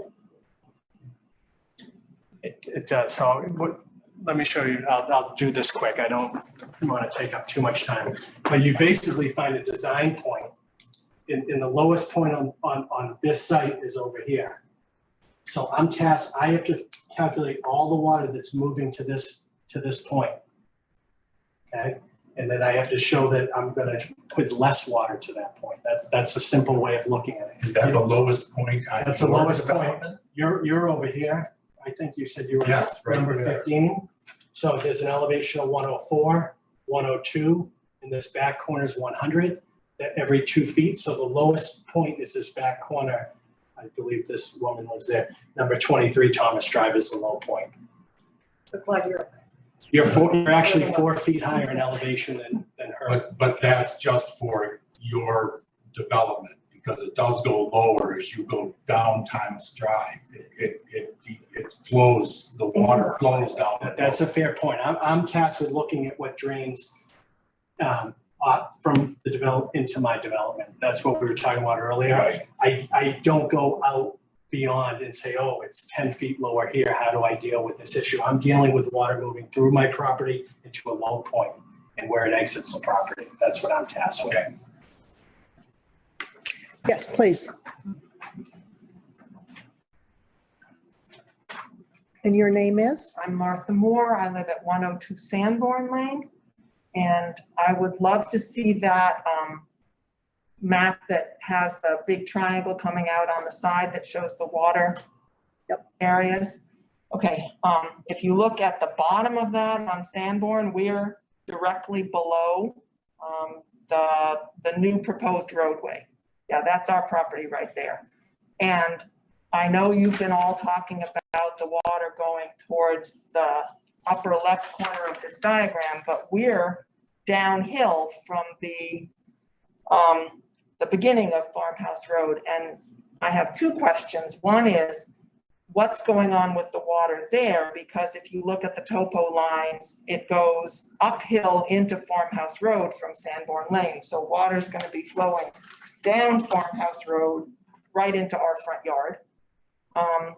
And so that's one question. And the other question, I know your question was, is Sanborn Lane paved or gravel? It is paved, but it's very fragile pavement. And I'm very concerned about potholes and damage to the pavement from the construction vehicles that will be driving over it. And is there any plan to repair the pavement after the construction is done, so that the private road homeowners don't have to pay to maintain that road after it's been torn up by construction vehicles? So those were my two questions. Jack, did you want to respond to that? I'll respond to one of the questions. If we go to sheet 5, and it's the question on the drainage. So site entrance, we have 2 catch basins. So there's a high point in the road here. Some water moves this way, some water moves this way. As water moves along towards Sanborn, there's a crown in the road, it's pitched each side. It'll collect in these catch basins, go to this drain manhole, and then everything's drained back to that infiltration field in the back. So water's not being drained out into Sanborn Lane. Everything will be captured coming off. Will it be pumped uphill, or No, will it's it fine. be pitching the pipes down? It's all by gravity, all by gravity. In fact, these homes sit lower.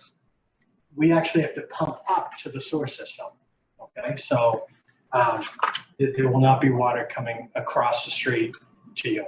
We'll be collecting it. And the sewer system is coming out Sanborn Lane? Correct. There's an existing sewer system within Sanborn Lane, and we're putting a manhole here. This will gravity feed out to this manhole in Sanborn Lane, and then these individual homes will have pumps that will pump up to this, we call a summit manhole, and then it'll gravity feed out to Sanborn Lane. What about the construction vehicle damage question? Give that to the attorney. I'm saying less. Thank you.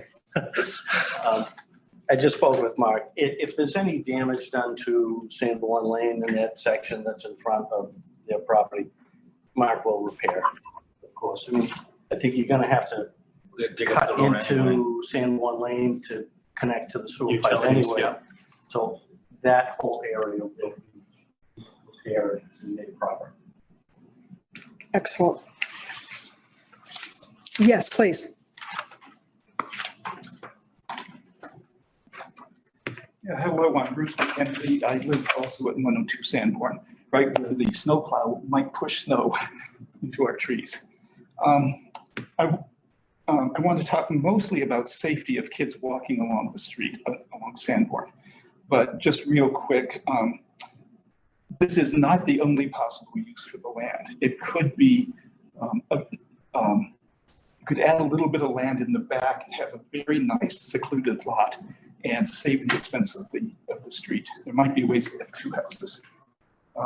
Also, I kind of wish that there had been more planning with the neighbors. Maybe if they had gotten a little extra land somewhere, they might have been able to move it away from Thomas, close to one of the houses on Thomas. And Martha mentioned heavy equipment. Okay, so I'm worried about the school children walking along Sanborn, and then they turn left and go south to Wood Inn School. And what I want to be asking in a moment is that, okay, I know that's not, it's not in your purview. Sorry. It's not in the scope there, but multiple boards in town have addressed little tiny problems, little issues. Like back on Mariano Drive, you added a sidewalk along Sanborn several years ago, but nobody planned beyond that. So I'm asking for somebody to do long-term planning of, sidewalks for the whole length. I would like to see a sidewalk connecting, Andrew, would you show the full length of Sanborn? I think it's the first map. So it would be a lot safer if there was a sidewalk all the way from Roma to Mariano. Yeah, there. So there have been some dangerous issues there, and sometimes they've been aggravated by things that town boards or town officials have done. And also, it'd be good to have really long-term planning. Like, will this someday be a town road? Do we need to set aside extra land for the proper width to be a public road?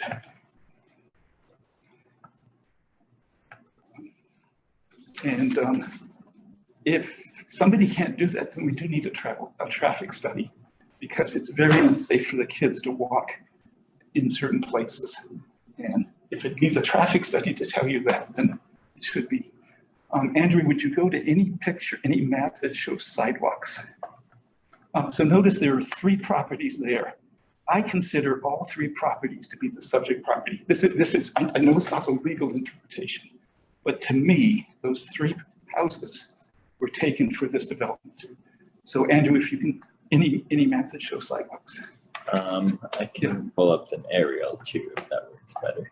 Well, okay, but children in lot 1 was taken from 107 Sanborn, and lot 2 is taken from 105 Sanborn. And those kids get a sidewalk in front of their house around the corner going south on Farmhouse Lane. But then why wasn't there a sidewalk put at the other end of those 2 lots? So in other words, when That's beyond the scope of this particular. We will back But up I on that a little think- bit. yeah. So if I remember correctly, I've been on the board for way too long at this point, some 14 years. And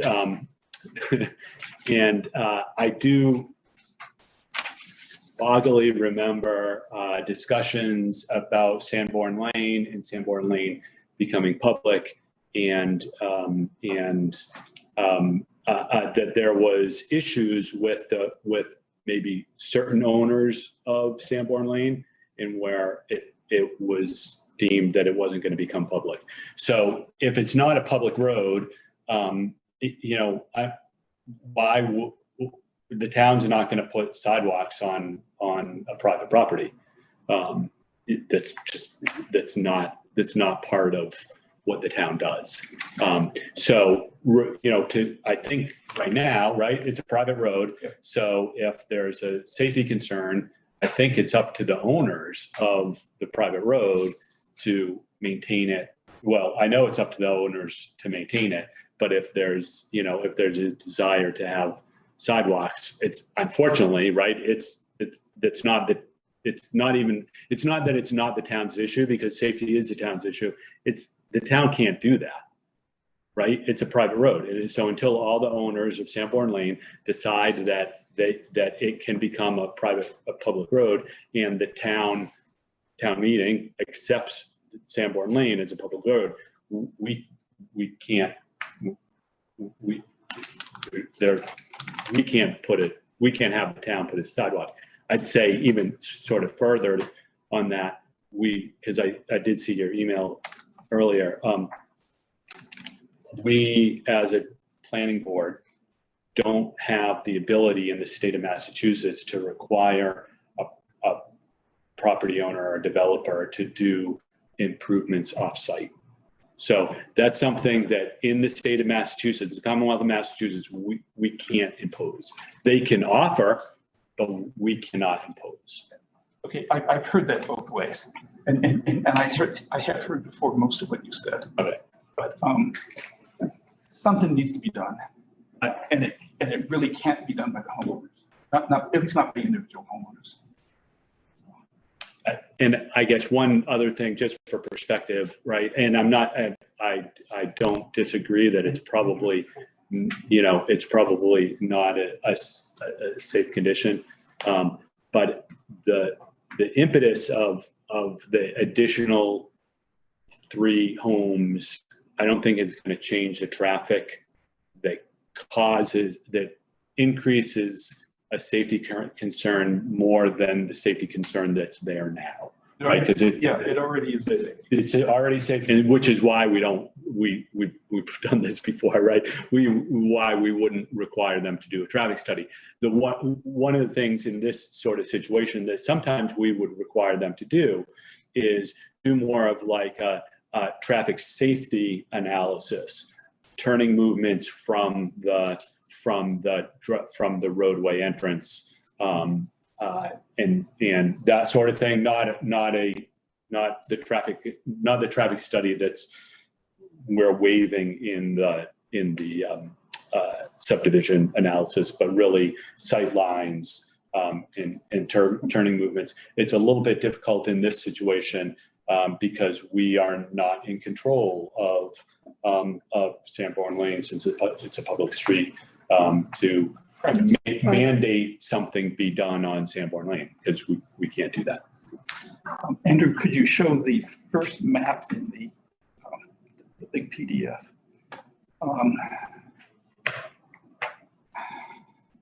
So maybe this is more for the road commission, select board. Yeah. I just want to complain a little bit. Bear with me. Complain at 11 o'clock, though. I mean, we're not going to get sidewalks in with this particular thing. And I sympathize with you because I live on South Street and there's no sidewalks here either, and it's pretty dangerous. But we're just not going to get anywhere with this discussion. Okay. Well, late 40s, Gloria House's family extended. They went in there and cut down trees, and they had 5 acres, and the road ended there, right at 107, and then Roma Lane was put in, and the sewer pipe and water was, they wanted to loop the utilities, so they did that. And then more and more streets were added, more and more traffic. Well, the pavement in front of 107 was originally the driveway to 107. But as you drive down the pavement and you turn, there was nothing beyond there. So that was the driveway. Now we've added dozens and dozens and dozens of houses that drive through a driveway. That has never been upgraded since it was a driveway just for that one house. If I remember now, that's by design, right? If it's coming back a little bit, right? If the driveway, if the road is not well paved, then maybe there won't be, it keeps its, natural traffic on. There was a lot of disagreement among the neighbors, but this board is not going to wanted to keep it that way. Right. This board is not going to solve that. We are not going to weigh in on that. We're not. It's not.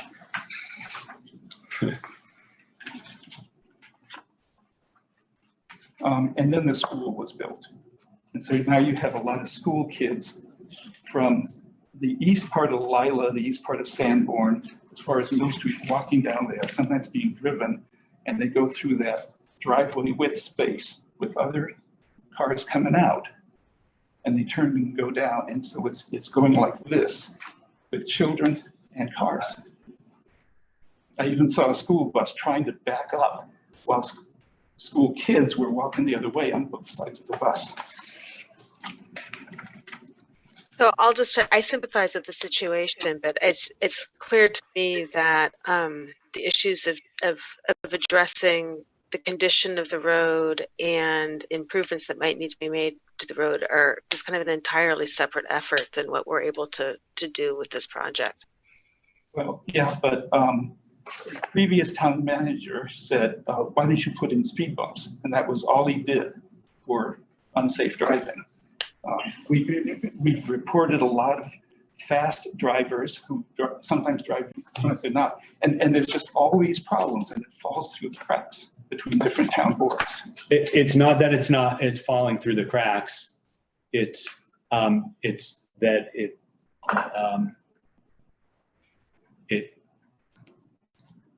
takes the property owners along with some town officials to be able to address that. So it's not, right? It's private property. It's private, you know? So you've got to get your neighbors on board to, and I'm sure that if all the neighbors were on board to do something different, then, you know, you could go to a board and maybe even this one, but probably the PTTF, and chart a course to make some improvements. But until then, I think we're. Yeah, there is disagreement between neighbors, but I also have the neighbors are turning over. Some of the old timers who were so adamant are not there anymore. They'll continue to turn over. One specific thing, number 107, the landscaping sticks quite a ways into the road. It's only one lane of asphalt. And it's now being reduced to a 20,000 square foot lot, just barely meeting the zoning. And at some point in the future, if that becomes a public way, it'll need to be widened. And I think somebody should make that decision of if it were to be a public way, how wide does it need to be? And should we accept that the lot will be smaller, not meeting zoning, or should some other arrangements be made, somehow bring that lot back up to 20,000 square feet? So I think I will end with that. Okay. Very good input. Thank you very much. Any questions from the phone? Heather? Oh, not for me, but it looks like there's somebody else from the public who has their hand raised. We're over at 104. And similar question or concern just about drainage. I know like that triangle shaped map is likely the best bet for this one. But at 104, we're sort of at like almost 6:30, 7 o'clock. And it's funny because we could literally look outside right now and there's flooding happening as we speak. And just a few concerns over how that will be mitigated or if it will be. Just because it all basically pools, just the way that the slope and the pitch kind of go, it basically goes right into the front of our lawn and then it kind of drains then back and into our house and then runs along the side of the house into the backyard. It just basically goes all around.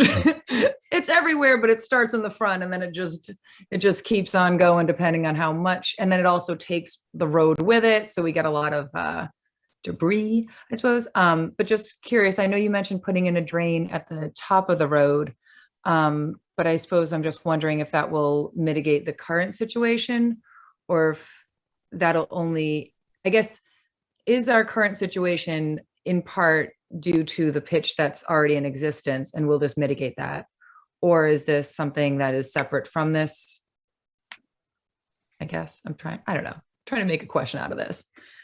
I'll make it quick. I think we understand. Yeah, I'll make it quick. I don't know your drainage situation because I didn't study your across the street. Our site pitches from Sanborn Lane and moves back towards the residents who are talking on the property out behind. And we have two drain structures at the site entrance that will collect any runoff heading out towards Sanborn Lane. So we're not pushing any water out to Sanborn Lane. So we're not moving any water towards your property. Would there be water moved towards the property though, thus exacerbating it when there's snow plows? No different than what you have now when snow plows go by. We're not adding any water towards your property. No, not when snow plows go by right now, but perhaps like when they're scooping from the now cul-de-sac and then pushing it to the end of the like entryway. They're not going to do that. You promise? Okay. No, they're not. That's not how they plow. They're not going to plow out. If they'd be plowing out towards Sanborn Lane, they're going to plow in and push snow off to the sides of Farmhouse Lane. Where no homes are, that's where the snow is going to shed in that area. They're not going to move snow out into Sanborn Lane. They're going to plow through the subdivision. So no, they're not going to push snow towards you.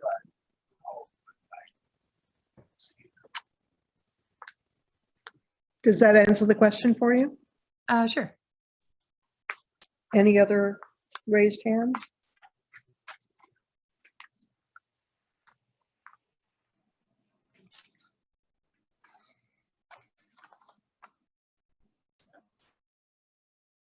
Should we move on to the waiver requests? Could I suggest, I think we could go, because I think there's still some work to be done, right? I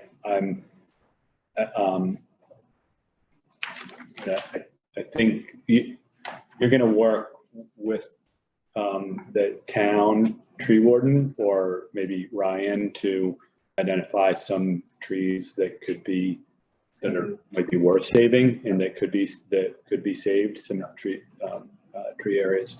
Right, I think that you also, right, you need to touch base on the lighting issue with him, and you also need to pull together the stormwater. Yeah. I'm not sure I heard other questions or comments or revisions. The fire truck movement through the site. Right. And I think there was discussion on sidewalks on Sanborn Lane, but I think that's the dead issue is a private way. Yeah. So I guess I would suggest that that we continue it, that they can get us that.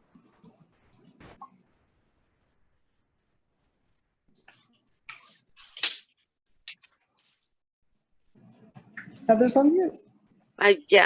Yes. John? Sorry. Pam, yes. Good. Okay. 7:30, December 13th. Thank you. 9:30. Thank you. What? Better than 9:30. Yes. Yes, indeed. Thank you all. Thank you. Thank you. And you know to check the website for the agenda. As a butters, you won't be re-notified. Good.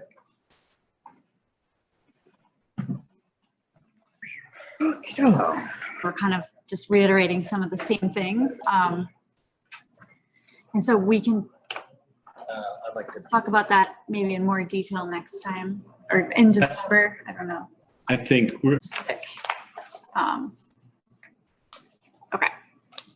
Talk about that. I doubt we're going to be able to talk about it in November, but I'll try to prepare something for November in case that can happen. And then we'll definitely have something ready for the hearing on the bylaw. The dollar store, did they, good to know. In case people. Empty for all, Yeah. you know, Corporations do weird things. but it's, Yep. you know, there's still money and whatever. So I guess that's all. You could send us anything about the floodplain or anything like that. We don't have any minutes to review today. Thankfully, no. I will get to them, though. I promise you. Problem with that. Great. Motion to adjourn? On any other questions or? Yeah, no other major updates. Motion to adjourn?